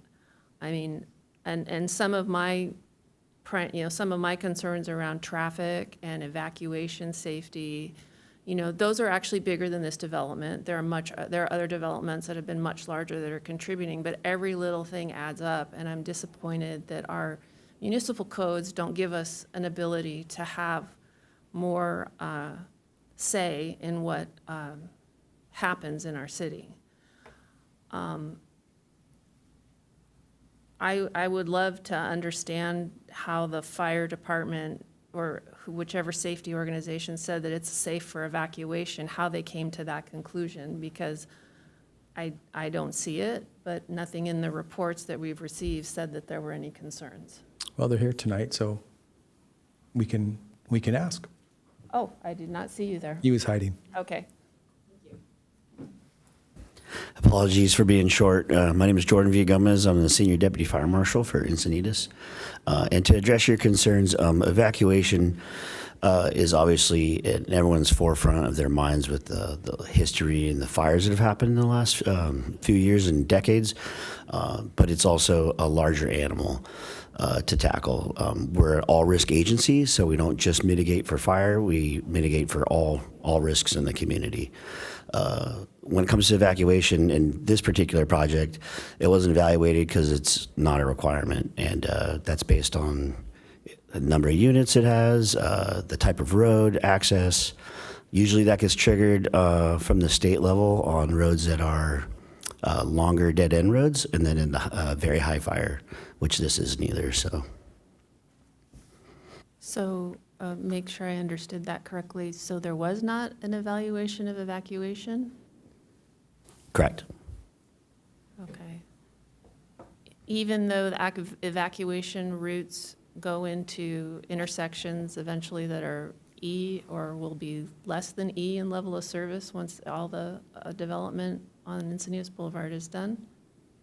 I think that speaks to more like the cumulative traffic concerns you guys are talking about.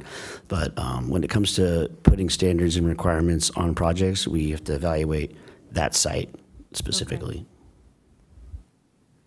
What is the trigger that would cause, what's the size of it that would cause to trigger an evacuation analysis? So currently there is no standard, but there are requirements for like mapping.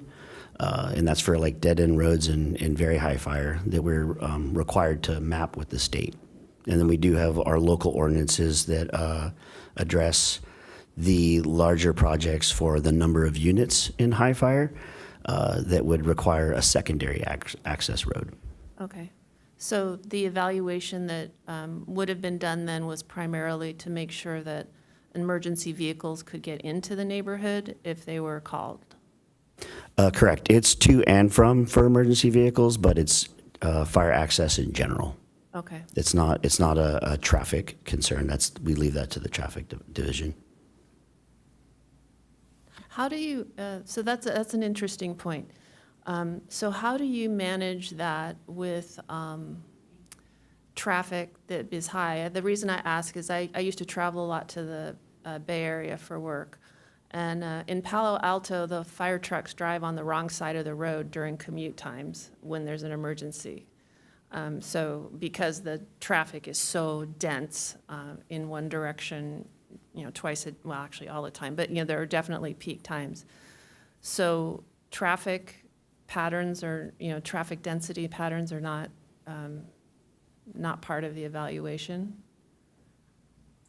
That is for the traffic department, but for fire access, we evaluate more of a fire access thing. We do go different direction too. We will go into oncoming traffic if necessary in a safe manner. But yeah, we have our fire access requirements based on our apparatus. Okay, so you're looking more at what's the width of the road? Do I have appropriate turn radius, ability to turn around or loop around if necessary? Correction. Yeah, correct. And then for the evacuation purposes, it's kind of a lot of that information and requirements are based on the very high fire areas. That's where it kind of originates from. Okay. All right, that's, okay, thank you. I did not know that. That's actually makes me less comfortable, but thank you. Commissioner Kimball, in the staff report on page 13 of 46, there's a safety element S-1-7 saying that it's consistent with the codes in terms of width, but you're right. The question becomes, at what point does the development trigger an evacuation? I know that it was an issue on the Sage Canyon, and I think the fire official noted ingress and egress, and maybe having 2 points of exits. And so I'll follow up on her question. Where is the trigger? So for instance, on another development project, there was a concern about ingress and egress, getting in and out of everybody. This was a tower that was proposed, and there were some concerns there to the point where we actually had a finding. So maybe it's you, or maybe it's Abe. Where's the trigger? Is it the traffic count that, let's just say, I'm going to make a number up, this was 500 VMTs, and 500 VMTs, because it's a big tower, is feeding on to Quail Gardens, and we have a problem. At that point, is there an evacuation study done, or can you share with us what a potential trigger is from your department, and maybe when you finish, maybe Abe can follow up also? Sure. So it might be better to speak on where the base of the evacuation or the secondary egress component came from. So it's usually distance and then like the dead end of a road, a longer dead end road in a fire hazard severity zone. That's where the state really came up with the basis of that. And the distance is based on time. So 800 feet is usually the standard for the fire code for a dead end road, the maximum dead end road. And that's because it takes, that's based on the size of a CAL FIRE, I believe it's type 3 engine getting from that point to a road where they can go 2 directions. So multiple egress points, and that's 30 seconds for 800 feet. So that's where that data comes from. And then the information that the state put forth for the secondary evac or fire access road, I should say, is based on the number of units in the high fire area. So that's kind of the base of where those requirements come from. Our code, which the new ordinance we just adopted for 2025, lays out multifamily and single family in the very high fire and then not, and that's 30 units, and then also 60 units for single family. That's when the secondary access road is. Okay, so this is 27, so from a secondary access standpoint, it didn't qualify. Correct.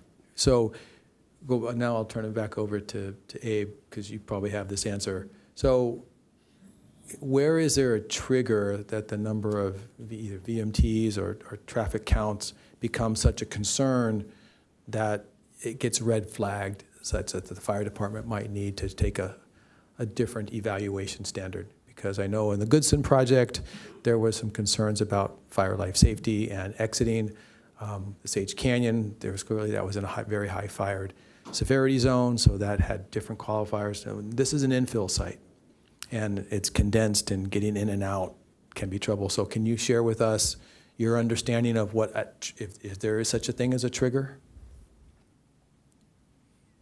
Maybe I'm making it up. So to understand your question, it is when a number of trips generated by a project might generate a evacuation study? Yeah, basically. When the concern that the number of units in an area getting in and out, so coming out of, say, this project, coming down Marquesa, getting onto Westlake and getting to the freeway or getting to an evacuation flow, is it, you talked about the trip counts for this project and you evaluated that with their consultant, but is there a number somehow that, to Commissioner Kimball's position or point, that all of a sudden, if you get to X number of trips, given the infrastructure that's around it, we've got a problem? Yeah, no, Does it start with you and then go to fire? No, we do not have any trigger on the traffic engineering side for evacuation. Fire department does get to review projects. If there are concerns with regards to evacuation, they would flag that project. If there is any, I don't know if our fire department has. I do know there were evacuation studies citywide in place. I don't know if it got anywhere, but it was being studied for evacuation with different neighborhoods of the city. I mean, I'm sure Jordan can. But on the traffic side, there's no chapter of a traffic study, and this is not Encinitas. I don't think working in like 4 cities in San Diego County and 1 in LA area. Traffic engineers do not, in their evaluations, do not analyze evacuation. Yeah, I guess what the concern, I mean, look, from a state density bonus law, there's fire and life safety as issues. So asking the questions about how this project and the traffic count and the impacts of the, not just this project, but the existing neighborhood by adding, I'm not saying use the word cumulative, but adding this project to the existing neighborhood. Is there a trigger in our codes that says, wait a second, we've now got X number of units going through, or VMTs going through that intersection, I got a choke, I got a problem? No, I totally get what you're saying. There are technical methodologies for calculating that threshold. Right. Basically, each road of the city has a capacity for basically flushing out a maximum. That's basically level of service F, where we say the maximum. For a residential road, that number is about 10,000 for 1 lane in each direction. So we can carry about 10,000 vehicles per day at max. So even after what we saw in the Palisades, where there's an urban fire, an Altadena, an urban fire.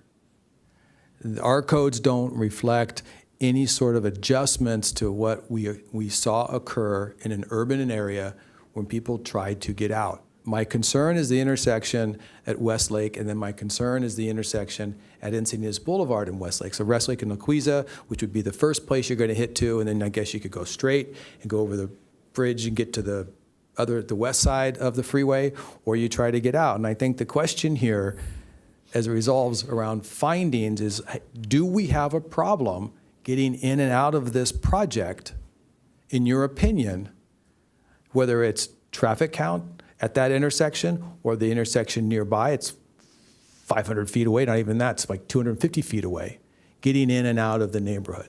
Given the school, given all the different things, we add this to it and we have that intersection. You said earlier that you didn't seem to have a problem with the number of VMTs because it fell within the guidelines. I'm saying what happens if it falls outside the guidelines? And you're saying that your request that doesn't go back to fire and fire doesn't look to you. So it's kind of like two ships in the night. No. I totally get it. And there are methods in place. Okay. I'm sure our fire department is looking into these kind of evacuation plans. Maybe these could be future triggers in our circulation element goals and policies that would say each road should set aside at least 50% of its capacity for potential evacuation. If a level of service is C, but there's only 45% of capacity of the road left, even if the level of service of that road is C, no development shall be built. This kind of policy can be built into the circulation. Again, the legality of it, I don't want to get up myself if it's, with the housing laws and everything, but these kind of triggers can be built. Currently, we do not have that, and this kind of study cannot be done by traffic engineering because we do not know how our evacuation routes are. These do require law enforcement attending the evacuation. Our fire department would attend evacuation. This development by itself, if all vehicles in this development want to evacuate, there's 50 vehicles, they will get out. Right. But And that's if how the it's evaluated. neighborhood Right. wants to evacuate, which direction are we evacuated? What's the plan? Where would the fire come from? Are we evacuating towards Santa Fe? Are we evacuating toward Encinitas Boulevard, toward Requesa? Because of that, these are specialty studies. There are consultants who are specialized in evacuation studies. And again, it can be done. We can have triggers in place. It doesn't exist. I'm sure our fire department will look into this and create those triggers if needed. Thank you. I appreciate that. Which brings up that regarding traffic, one of the community members that came up, actually, I think the developer also noted that there was a new traffic study done in 2025. And so Esteban, did that information make it into this report, or was it in the November report and it just didn't need to be changed and it was already incorporated? It was included in the November report and part of the EIR as well. Perfect, thank you. You bring up the next trigger word, EIR. So in the EIR, I think I asked this question in November on page 2.13 of the DUDEC report. Response A1-4 talks about, the statement reads, this comment indicates that the California Department of Fish and Wildlife disagrees with the draft EIR mitigation for the Crotches bumblebee. Refer to response A15 for responses regarding proposed mitigation revisions for the project and the status of the Crotches bumblebee at the project site. So I just want to bring this back up again. It is an EIR. We're going to have to approve the EIR tonight, I believe. Is that correct? We have to EIR approval. So the bee's been brought up a couple of different times. Can you share us your thoughts on your concerns or no concerns about the potential of what I believe is an endangered species, but a protected species? Push that button for me. Hi. I'm Cheryl Horn with Bearneck Consulting Group, and we prepared the EIR. We did receive a comment letter from CDFW. That is included in the final EIR. And we prepared responses to their questions regarding the mitigation, and we walked through our reasoning for it. And that's provided in response A15. If you look at the EIR mitigation measure, Bio 8, it's almost 3 pages of text. It has extensive requirements for pre-construction surveys for Crotches bumblebee, including a habitat assessment and focus surveys. There are measures of what are required if individuals are found or nests are found. So those requirements are all clearly laid out in the EIR mitigation, and we provided our response back to CDFW and received no additional comments from them on that. Fish and Wildlife is good. You feel like the mitigation measures protect the species, and then those mitigation measures will be in our approval. And you've had conversations with the applicant over the mitigation measures? Correct, yes. These are the mitigation measures that would be approved as part of the certification of the EIR. Okay, thank you. Go ahead. You got one? There were a couple other questions. I just want to make sure that I think a lot of folks brought up traffic, and I think we tried to address traffic as best we can. And clearly there's some work to be done in our codes, and there's a circulation plan, I think, going on. I think we addressed the fact that it was updated in 2025 in terms of the study, and that's in the report. Let's see. Drainage, greenhouse pipe flow. It was brought up on the maintaining of the slope. It's just one of the conversations of the slope. I believe the applicant had said that the homeowners will be responsible for the slope. The slope basically is the top of the slope down to Encinitas Boulevard. So also they will put together the open space easement, and we'd mentioned, staff had mentioned that there'll be some conversations about some language in the open space easement that would help to protect the city. The developer talked about putting together CC&Rs, but that's a private document, and the city really won't have any comments to the CC&R. Is that correct? That's correct. We do not review the CC&Rs. Right. So I guess they'll put that together, and the homeowners will be disclosed, and they'll have to deal with their ownership position of the slope. And I guess that's going to come down to a combination of the owners and the HOA for that. Let's see. I took notes. Commissioner Whitaker, did I miss anybody else's comments? Molly's, Wendy's, Nick's. The gentleman, Nick, could you bring up the site map again, please, Esteban? Nick Rosen mentioned he lives at 587 Camino El Dorado, and that the project is going right up against his house. So there are setbacks there. Looks like the fence is going to go, look at that south, yeah, right where your arrow is that correct, Mr. Rosen? Okay. So it's interesting that the development extends into that big square, big green square in the lower right-hand corner. And that's where the fence line is going out. So lot 17 is going to have a nice yard. But that also puts it right up against. The garage and patio. Yeah, so Esteban, is there on that last border there, the square of the bottom of the square? I don't know what This that's one? east side. Yeah, east.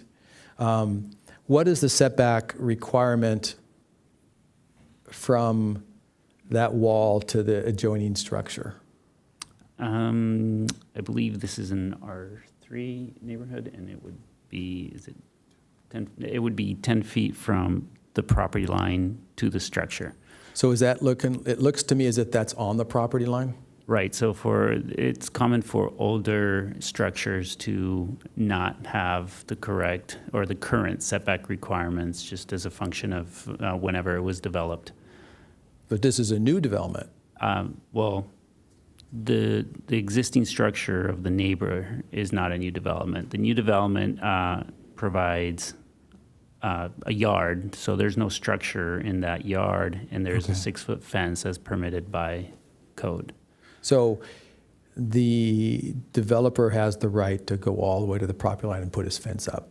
And what I believe Mr. Rosen is saying, it's all the way up against his, but they have the right to do that. What the setback would be for the structure, not for the fence, right? So the house has to be, and then based on density bonus law, they could actually waive that setback if they so chose. If they chose, yes. But the fence can be on the property line. Any primary or accessory structure has differing setback requirements. Okay. Hope that answers your question. It eliminates the entrance and path to that whole piece of the property. Maybe I didn't ask the. So the fence goes right up against the building, or? Yes. Well, I'll let staff respond. Well, I don't know if we can have that back and forth, but we cannot. All right, so he cannot, I can't do that, sorry. All right. Wendy had asked some questions regarding off-site requirements.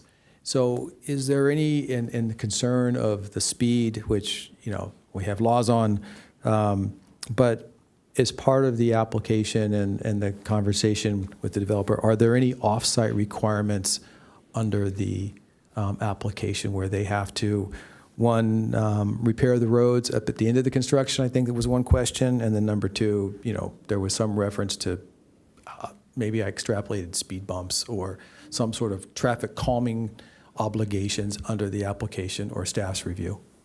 So during construction, the applicant or the developer is required to maintain the roads in good operating order, and anything that is damaged by the construction crew is the responsibility of the developer, and that is administered through the public works, through the engineering inspectors during construction.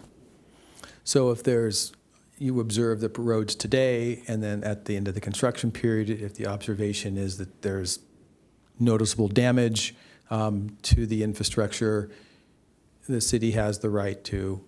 So the city would require the developer to make the necessary repairs.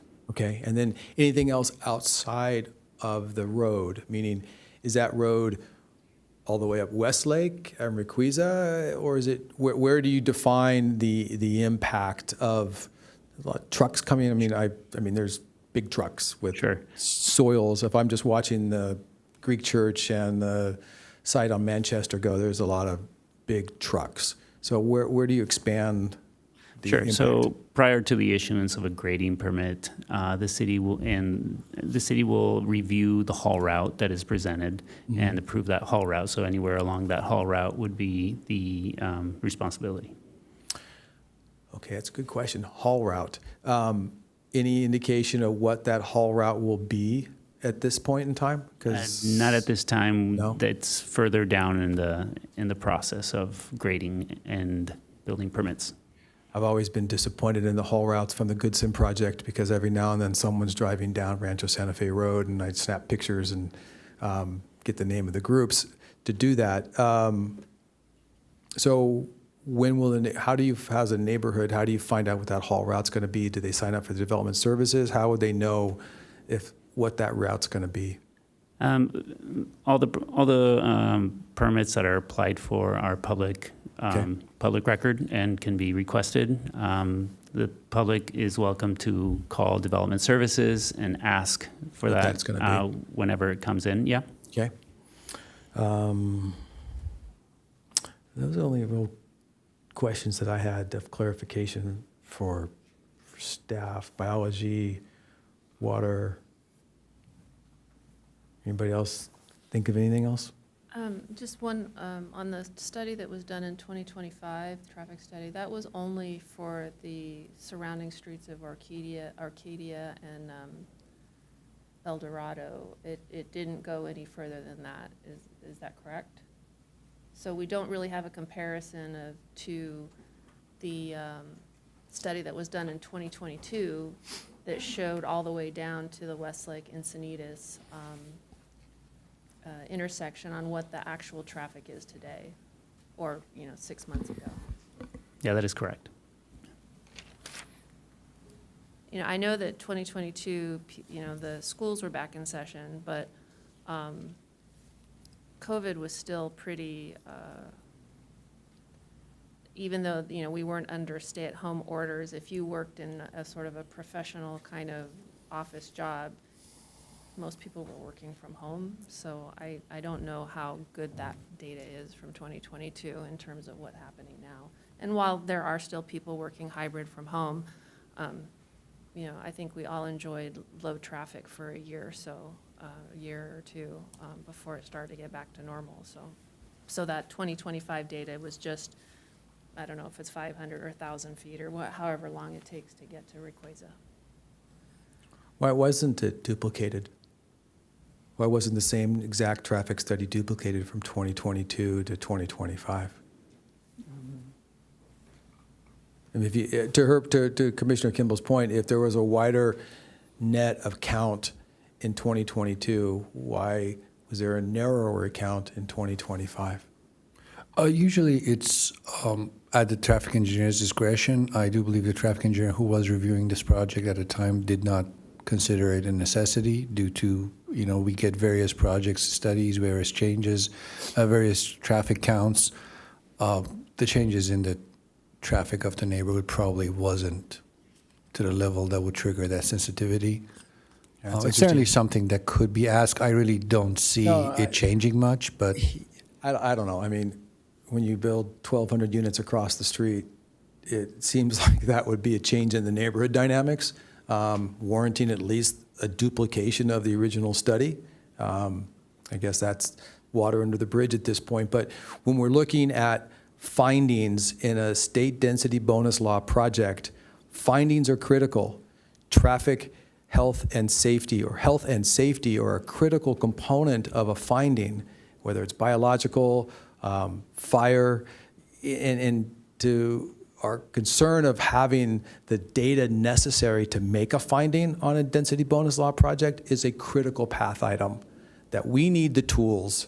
And I guess I would say that I'm kind of bummed that someone thought in 2022 to do this, but someone in 2025 thought it would be better to do something smaller. I'll leave it at that.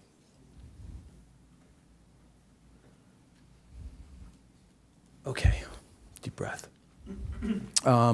Okay, so we've heard from the public, we've heard from the applicant, we've deliberated a little bit. Two things here that we need to consider. The project resolution, right? The design review permit, and the EIR, too, that's more important, the EIR. One of the things I did write down that I thought was a good idea was that the developer offered to, in the resolutions, pay for the third-party consultant to review the applications on the affordable housing acquisition purchases. I don't know if that's in the current resolution or not. Is it? It is. That's one of the resolution conditions that was amended. Okay. And then they did the various resolutions with the windows, or changes to the resolution from November with the windows and the lighting and the, I can't remember my own writing, landscaping. So they did make those changes. They dealt with the neighbors next door to the west. Anything else that came up during the deliberations that we would add to the resolutions or adjust? No? Okay, just trying to set the baseline. Okay. So I guess I'll just throw it out in terms of, anybody want to make a motion to approve the projects as presented by staff for the approval of the EIR and approval of the project as presented in the resolutions? May I ask a question about the Sure. resolution? Yeah. This is more for staff or council. The EIR approval is part, just for a matter of understanding the process, that they go together, correct? So we approve one resolution, or is it two? There are two separate resolutions. Separate, okay. And the design review permit is in the project's application? Yes, it's in the development resolution. So the ones related to the development include the subdivision permit, design review, CDP, and then separately, the EIR has its own resolution. Okay. So there were some things, oh, I'm sorry. go ahead. Quick question. Yeah. The EIR and the design review are both at number 3 meeting right now? Correct. This item is on its third meeting. Both of them, both of the two that we're talking about right now? Yeah, they're both Okay. grouped. Thank you. Perhaps we should just take a temperature and see how people may vote if Yes, an that's a great proposal was made, because, you know, if it's not going to get supported, obviously there are legal consequences that need Right. to be addressed, and so let's We could discuss those. So the other thing, hang on a second, real quick. Excuse me, go ahead. Yeah, if what you're asking is for a straw vote, you can't do that. What you can do is through this process of deliberation, understand where the issues are. And, I mean, there's been a lot of statements expressed about frustrations with things. There've been a lot of statements expressed about concerns. If there's additional concerns you want addressed. There's one concern that I've been researching over here, this issue of the fire access route. And after the Paradise Fire, there was a lot of concern about, and Woolsey Fire and other fires, concerns about, as the Deputy Marshal was saying, essentially one way in, one way out communities. And the first legislation that happened was that those types of areas be identified through the general plan process.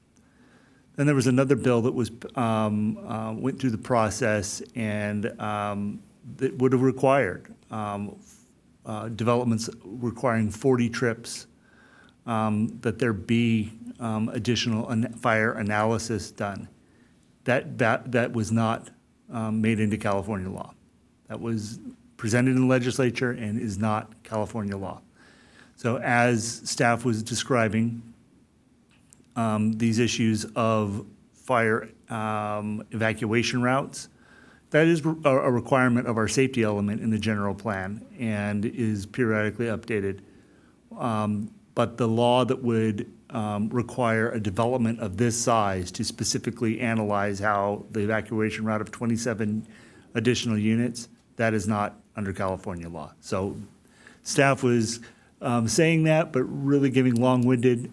I'm usually the one giving the long-winded explanation on these things, and I can definitively state that what was done on the analysis of evacuation routes was appropriate, and there was no additional analysis that was required. It's a very salient point, but it is one that is not required for development of this size, of this characteristic, not at a dead end, beyond 800 feet, et cetera. So that issue, I can provide a legal statement. That is not an issue. And there's been references made to the waivers, concessions, things of that nature that are under the density bonus law. And yeah, in order to reject those, you would need to have that substantial evidence that there was that there's a health and safety issue that justifies not approving one of those waivers, and that there is no other way to get around that issue. And so that is a very high bar, as you've noted. There is a design review permit on the table, and that is something that is within our discretion to modify, reject, or approve. And the one that jumps out at me was the grading associated with those lots at the end. The applicant clearly pointed out they have a right to do the 27 units. I don't think that that's in dispute. But there is a design review process, and that is within our purview. And that request is something we can either agree to or not. It's kind of a cause and effect. If we deny that component of the design review permit, then there's probably a path to get it through a waiver. It's like, chicken and the egg. The result will be probably foregone conclusion, but we can exercise that right. So I guess per council, with a lot of hot air from me, I would probably be supporting the approval of the project, because I don't know if we've been able to be, in our role as judge on this, have a finding that denies the application.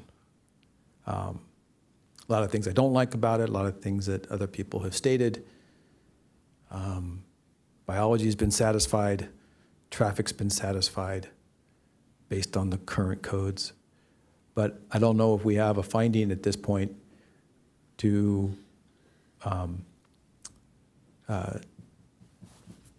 deny. So that's my thought. Let me ask a quick question of council. What happens in a vote that's 2-2? Well, that really complicates things, doesn't it? And the state law is, would you'd be in a situation where it would not be approved, and it would be appealed to the city council. Okay. So it's basically it's a neutral vote. It's not a no, it's not a yes, but the next meeting would not be with us, it would be with city council. Your bylaws require 3 affirmative votes. Okay. And so it would not be a denial, it would not be an approval, and there would be, you would, ideally, you would hear that out. You would vote again on some twist on a new, but if you simply do come to a complete deadlock, that you're ideologically opposed on certain things, then you're stuck with that issue of, well, why are you not approving this, right?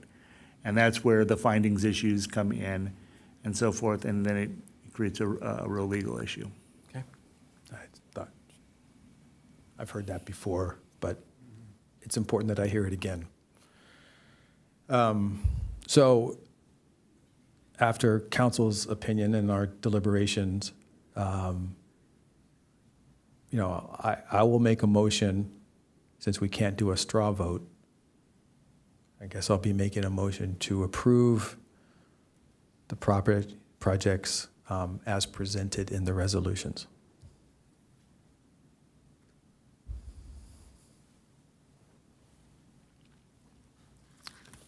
Anybody want to second that or offer an alternative motion?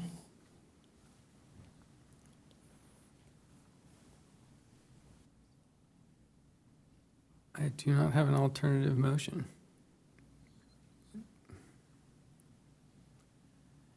And I don't think I'm willing to provide a second.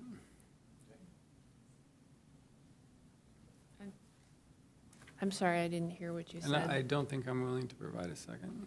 So I don't feel like it's been the opportunity to provide support for denial has not been vetted well enough. I feel like there are still places to go with traffic concerns, EIR concerns, a variety of things. And then it comes back to that they will then request waivers that will then come back and be back in the same position again. So I feel like approval at this point is completely under duress. You're just forced to do it, because I don't feel like our language is, very, very supportive here. I think we have to make a motion. If you feel that there's a motion to deny, I think or if you want to offer an alternative that could get a second, then please put something forward. I don't know if we can not move based on council's position. I mean, if we deny, then there's an appeal process. So if there's a motion to deny, there's a vote. And again, I don't know if the 2-2 is an effective legislative alternative. But open for more. And a continuation would be out of the question. I don't know if I think everything's on the table is out of the question, but I don't know if that provides the city council, what would you expect to get from a continuance? Would there be further review of the traffic study? Would there be further review of biology? Is there a further review of, again, knowing that the overriding concern at the end of the day is health and safety, and that's been established as baseline criteria to deny a density bonus law project. So knowing that we have to come up with a finding, does anybody feel that the information that was presented allows for a finding of health and safety issues? Not a tall building like we've had before. We're not in a very high fire severity zone we've had before. I think that we've only had one finding, and that was for Sage Canyon, and that was because the road narrowed, and that became a health and safety issue because Manchester went from 3 lanes to 2 for 800 feet and then went back to 3 again. And staff supported that finding. So we have to come up with either an exact finding that's different than what staff has provided, or I don't know if we can. I mean, you can vote no, but I don't know if there's been enough, in my opinion, enough to present a finding. So I think the challenge with the finding is that, I'm new to this, so my understanding is not complete, but that the rules under which we have to operate and the regulation and requirements that currently exist don't provide enough metrics for us to look at for the kind of things that we're talking about during this discussion. So to send someone back to look at it again, I don't know if they'll come back, the staff will come back with anything different because they have to use the guidelines and requirements that are in place at this time. So unfortunately, I think we're way behind on where we need to be on those requirements so that we can make those kind of determinations. So I don't know what to tell staff to go back and do again, because there's the requirements, which on their face, read the reports, kind of makes sense, but then there's the reality of cumulative accumulation of projects, the impact that it has day to day, the time of day, all the things that we don't really have a way to enforce anything in that way. So I don't know how we would get a finding. As an 18 to 20 unit development, this would be fine. I wouldn't really have a lot of concerns, but this is just, we're not getting much for, I think a lot of us are struggling with, there are traffic impacts, and 18 to 20 units would have a traffic impact, but we're putting a lot of stress on that site. And I don't know that we have the framework in place to come back with a finding. So I don't know. Legally, they have got over every hurdle. Yeah, So from a legal standpoint, I mean, I put on that hat, and under duress, I would have to approve it. I will approve it, but I don't like what the other ramifications are, because they will just continue to come back and, get around them, and, everything that we have thrown at them, every consideration we've given them, they've come back with an answer. So it's just one of those, under duress, it will need to be approved. So take the vote, and because I can't find an alternative solution either. I don't, Yeah, I mean, I asked a lot of questions about how traffic works and how we make the studies and what do all these numbers mean and how does it all come together? And, I come from a tech background, so numbers are important, but we don't have the right metrics to measure to make the findings that we know are there, but we don't have the framework to create it.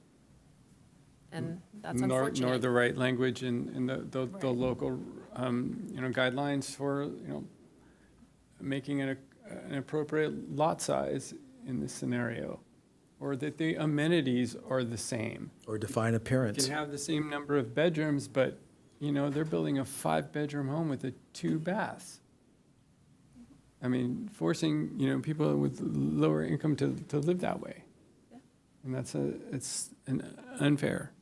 And it's another example of that just because you can do something doesn't mean you should. I agree. I think I agree with everything you guys have said. We clearly have identified gaps in the code. I was really interested to see why the study wasn't duplicated, or how the fire is not connecting with safety or traffic, and then there's not a trigger that goes between those two. Clearly, they're talking about the circulation element, and that's maybe someplace we can do that. The definition of appearance seems to need to be tightened up in our codes. The fact that a small little house dwarfed by 3,500 square foot, 2-story houses with someone in the law, the California law requires him. I can't blame the developer for having to put 5 bedrooms in, because that's what the state law requires him to do. That's kind of silly. Why would you? But I can blame him or them for making an 1,800 square foot house when the guy next door has got a 3,500 square foot house. That's just pure greed. Flat out. It's profitable. I can't ask you questions about it because I can't ask you because you don't have to show me your pro forma. So I get it. That's the law that I have to live on, but I can still call it out to what I think that it is. I think that's an egregious use of the law that doesn't show the intent, it doesn't show the community. What you are as a developer, you come up and you say, I'm a community member, my family lives here.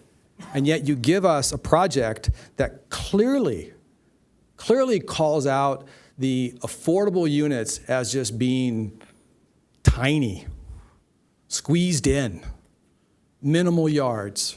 And that's because all the other houses that pro forma properly need to carry those units. But again, without the state density bonus law, we would have had 2 of those anyway. We get 1, and that's not going to blow your pro forma. I've done them. I know the business. It's kind of, again, it's egregious, and you're not a community member when you're sticking that on the community with all the impacts that you're benefiting from. So, I mean, I'm not happy about it. Clearly, my tone and the words and the descriptors I've used, you have a business model and you have every right to use it. It's private property, and you're using the state law to do it. But when it comes to a finding under the law, we have a box. Yeah. So, I don't know, I made a motion and it didn't pass. Do I make another motion? The motion is still on the table. Okay, I don't know how it Still on the works. Okay. So the motion's still on the table.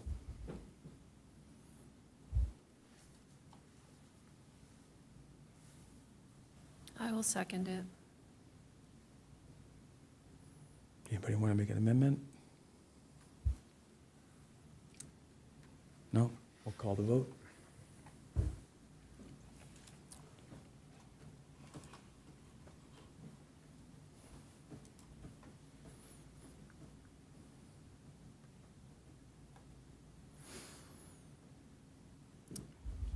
Support this.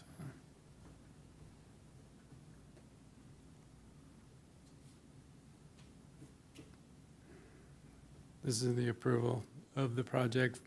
The approval of the project as presented in the resolutions. Now, and after this. And we the have to EIR. Approve the EIR after this? I made a motion for both. I can separate them if you'd prefer. Well, you can, well, we'll let this vote go. You really can't. The EIR is integral to passing the first motion, or the first resolution. They go together.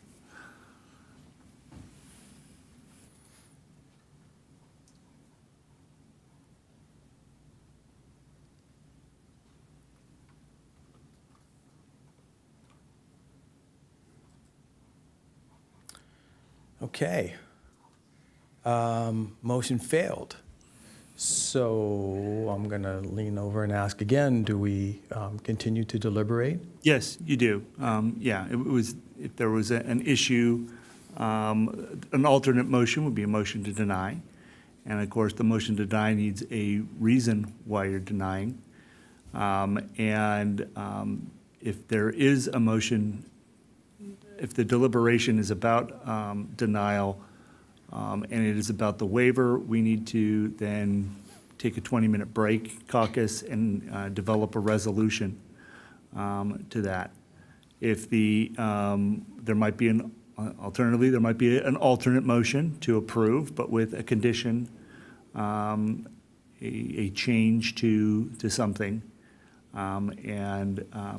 You know, that typically then it puts the two dissenting votes in a position to ask for a concession of their own. So at this point, did you want to say something? Yes, just briefly, we're approaching 10 p.m. To be able to continue past 10 p.m., we will need to take a vote. Okay. I'm not totally clear on that guidance. Sorry. Clarify your guidance one more time, please. My guidance or the 10 p.m. part? No, not the 10 p.m. part. Okay. Your guidance, yes. My guidance is, I would recommend that you, right now you have no action has been taken. Nothing is passed, nothing has failed. You've not approved the project, you've not denied the project. And state law is pretty clear that you need to, a project like this, you need to have findings on why you're denying it. Otherwise, we're going to end up in a. But we didn't. That's correct. It's right. You just said we didn't. I'm confused. So just to clarify briefly, our bylaws require that to approve, continue, or deny a project, you require 3 votes. So a tie effectively leaves you at no action. Okay. And so that's why you need to redeliberate and determine until you find that consensus. Okay. All right, so I'm going to make a motion to extend to 10:30. Second. So, yeah. We can finish early, just want to So get that out of the way. I'm not sensing that we're going to come up with a solution to denial. You know, so again, under duress. I'm sorry. Thank you. You know, just to continue discussing here. That's just all. Well,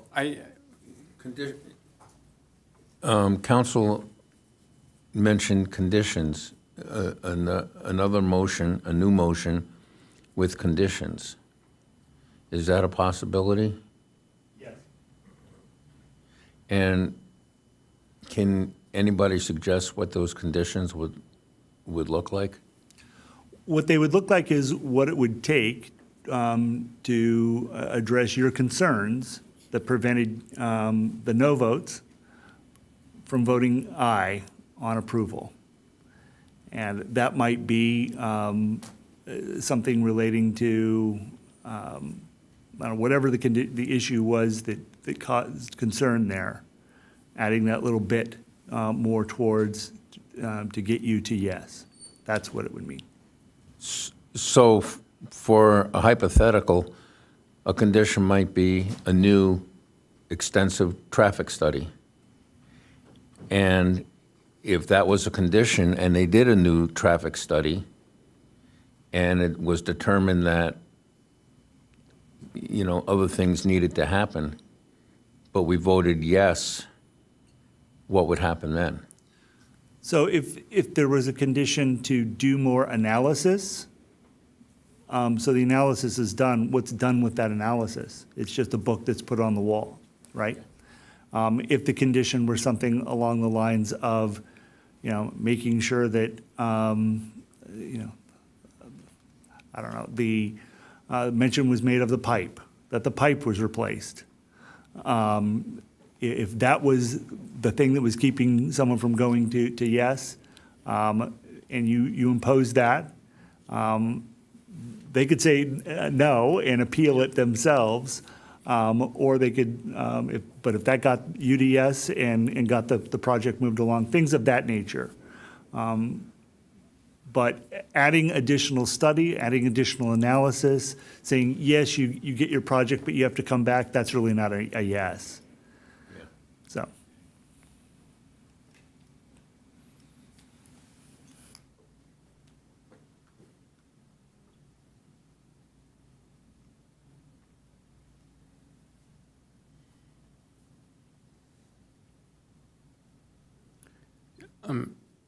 Yeah, I mean, I had concerns with a variety of things, so I don't think I could come up with a condition that's going to like address as many as I thought there were. I mean, I thought the comments about a hydrology study were important. You know, I thought that would help. Right, but staff agreed with the hydrology study, so there's again, not a finding. Almost every turn, it was there wasn't support. Well, again, as much as my tone was strong, you know, the net result of the dialogue between the applicant and staff was that they had met the conditions precedent for approval. Mm-hmm. And we've had situations where findings were available.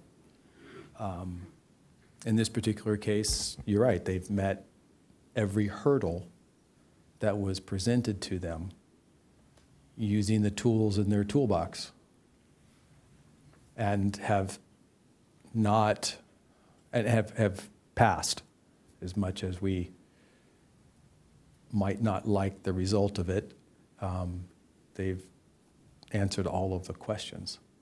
I think what you might be struggling with, Commissioner Whitaker, which is something that I'm struggling with, is I don't know that we have the right bars that we're applying, but the Sure. bars are what they are, Mhm. and we can't go back right now and retroactively change them. Right. So, you know, I struggle also.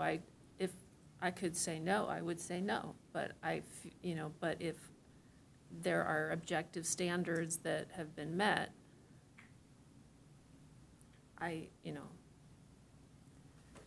if you don't have the, so that's what I've been struggling, that was where I was. Absolutely. You know, I do feel under duress, like my fellow commissioner had mentioned earlier. Of course, we have density bonus that we're dealing with, and there's nothing we can do about that. What I do feel under duress about is the third meeting. I feel there's a lot of pressure, especially speaking for myself and perhaps my fellow new commissioner.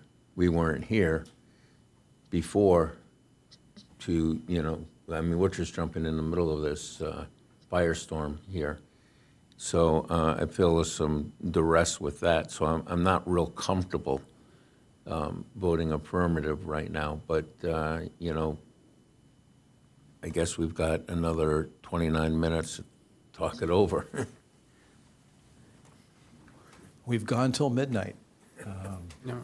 And I think that, yeah, you know, this is only the second planning commission hearing. I believe the first meeting would have been the CPP. Is that how that's calculated? That's correct. All right. So this is only the second time that we've seen it. But the rules are that the CPP counted as one community participation plan meeting, then our November meeting, and then this one. Our approval or denial still goes to city council. And they still have 2 meetings to deal with. We've gotten stuck in a situation before where we didn't leave council enough opportunities. I think it was Quail Meadows got a little dicey in terms of how many times it could be met there. So I'm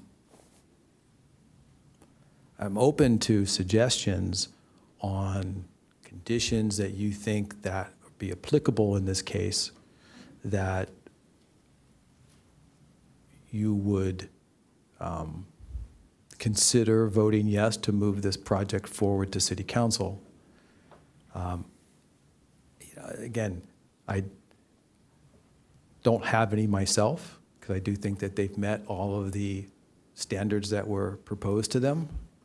And at that point in time, I don't know if there was enough in the reports to find something different. I agree.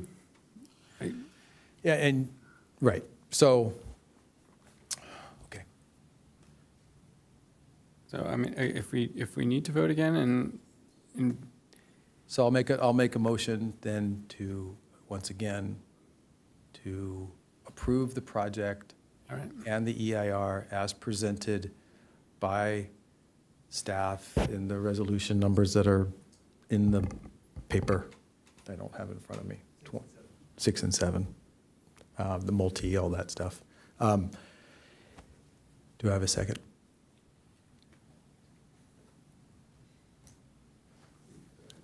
Oh, sorry, I'll second it. I thought you were seconding it. No. I will.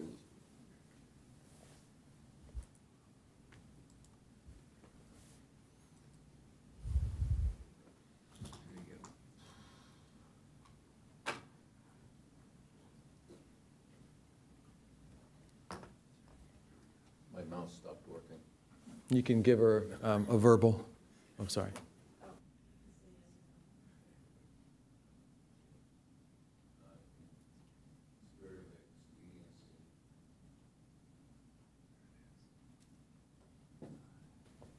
Okay, so the motion has passed. The project's been approved, and we'll move over to City Council for their. I hope the community considers appealing. Please do. Thank you for all coming and staying as long as you have. Yep.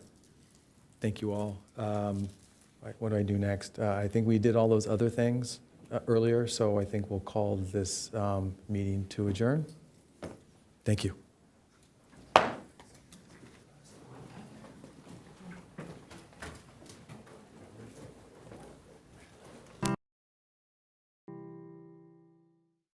The following fire safety video is brought to you by the Encinitas, Solana Beach, and Del Mar Fire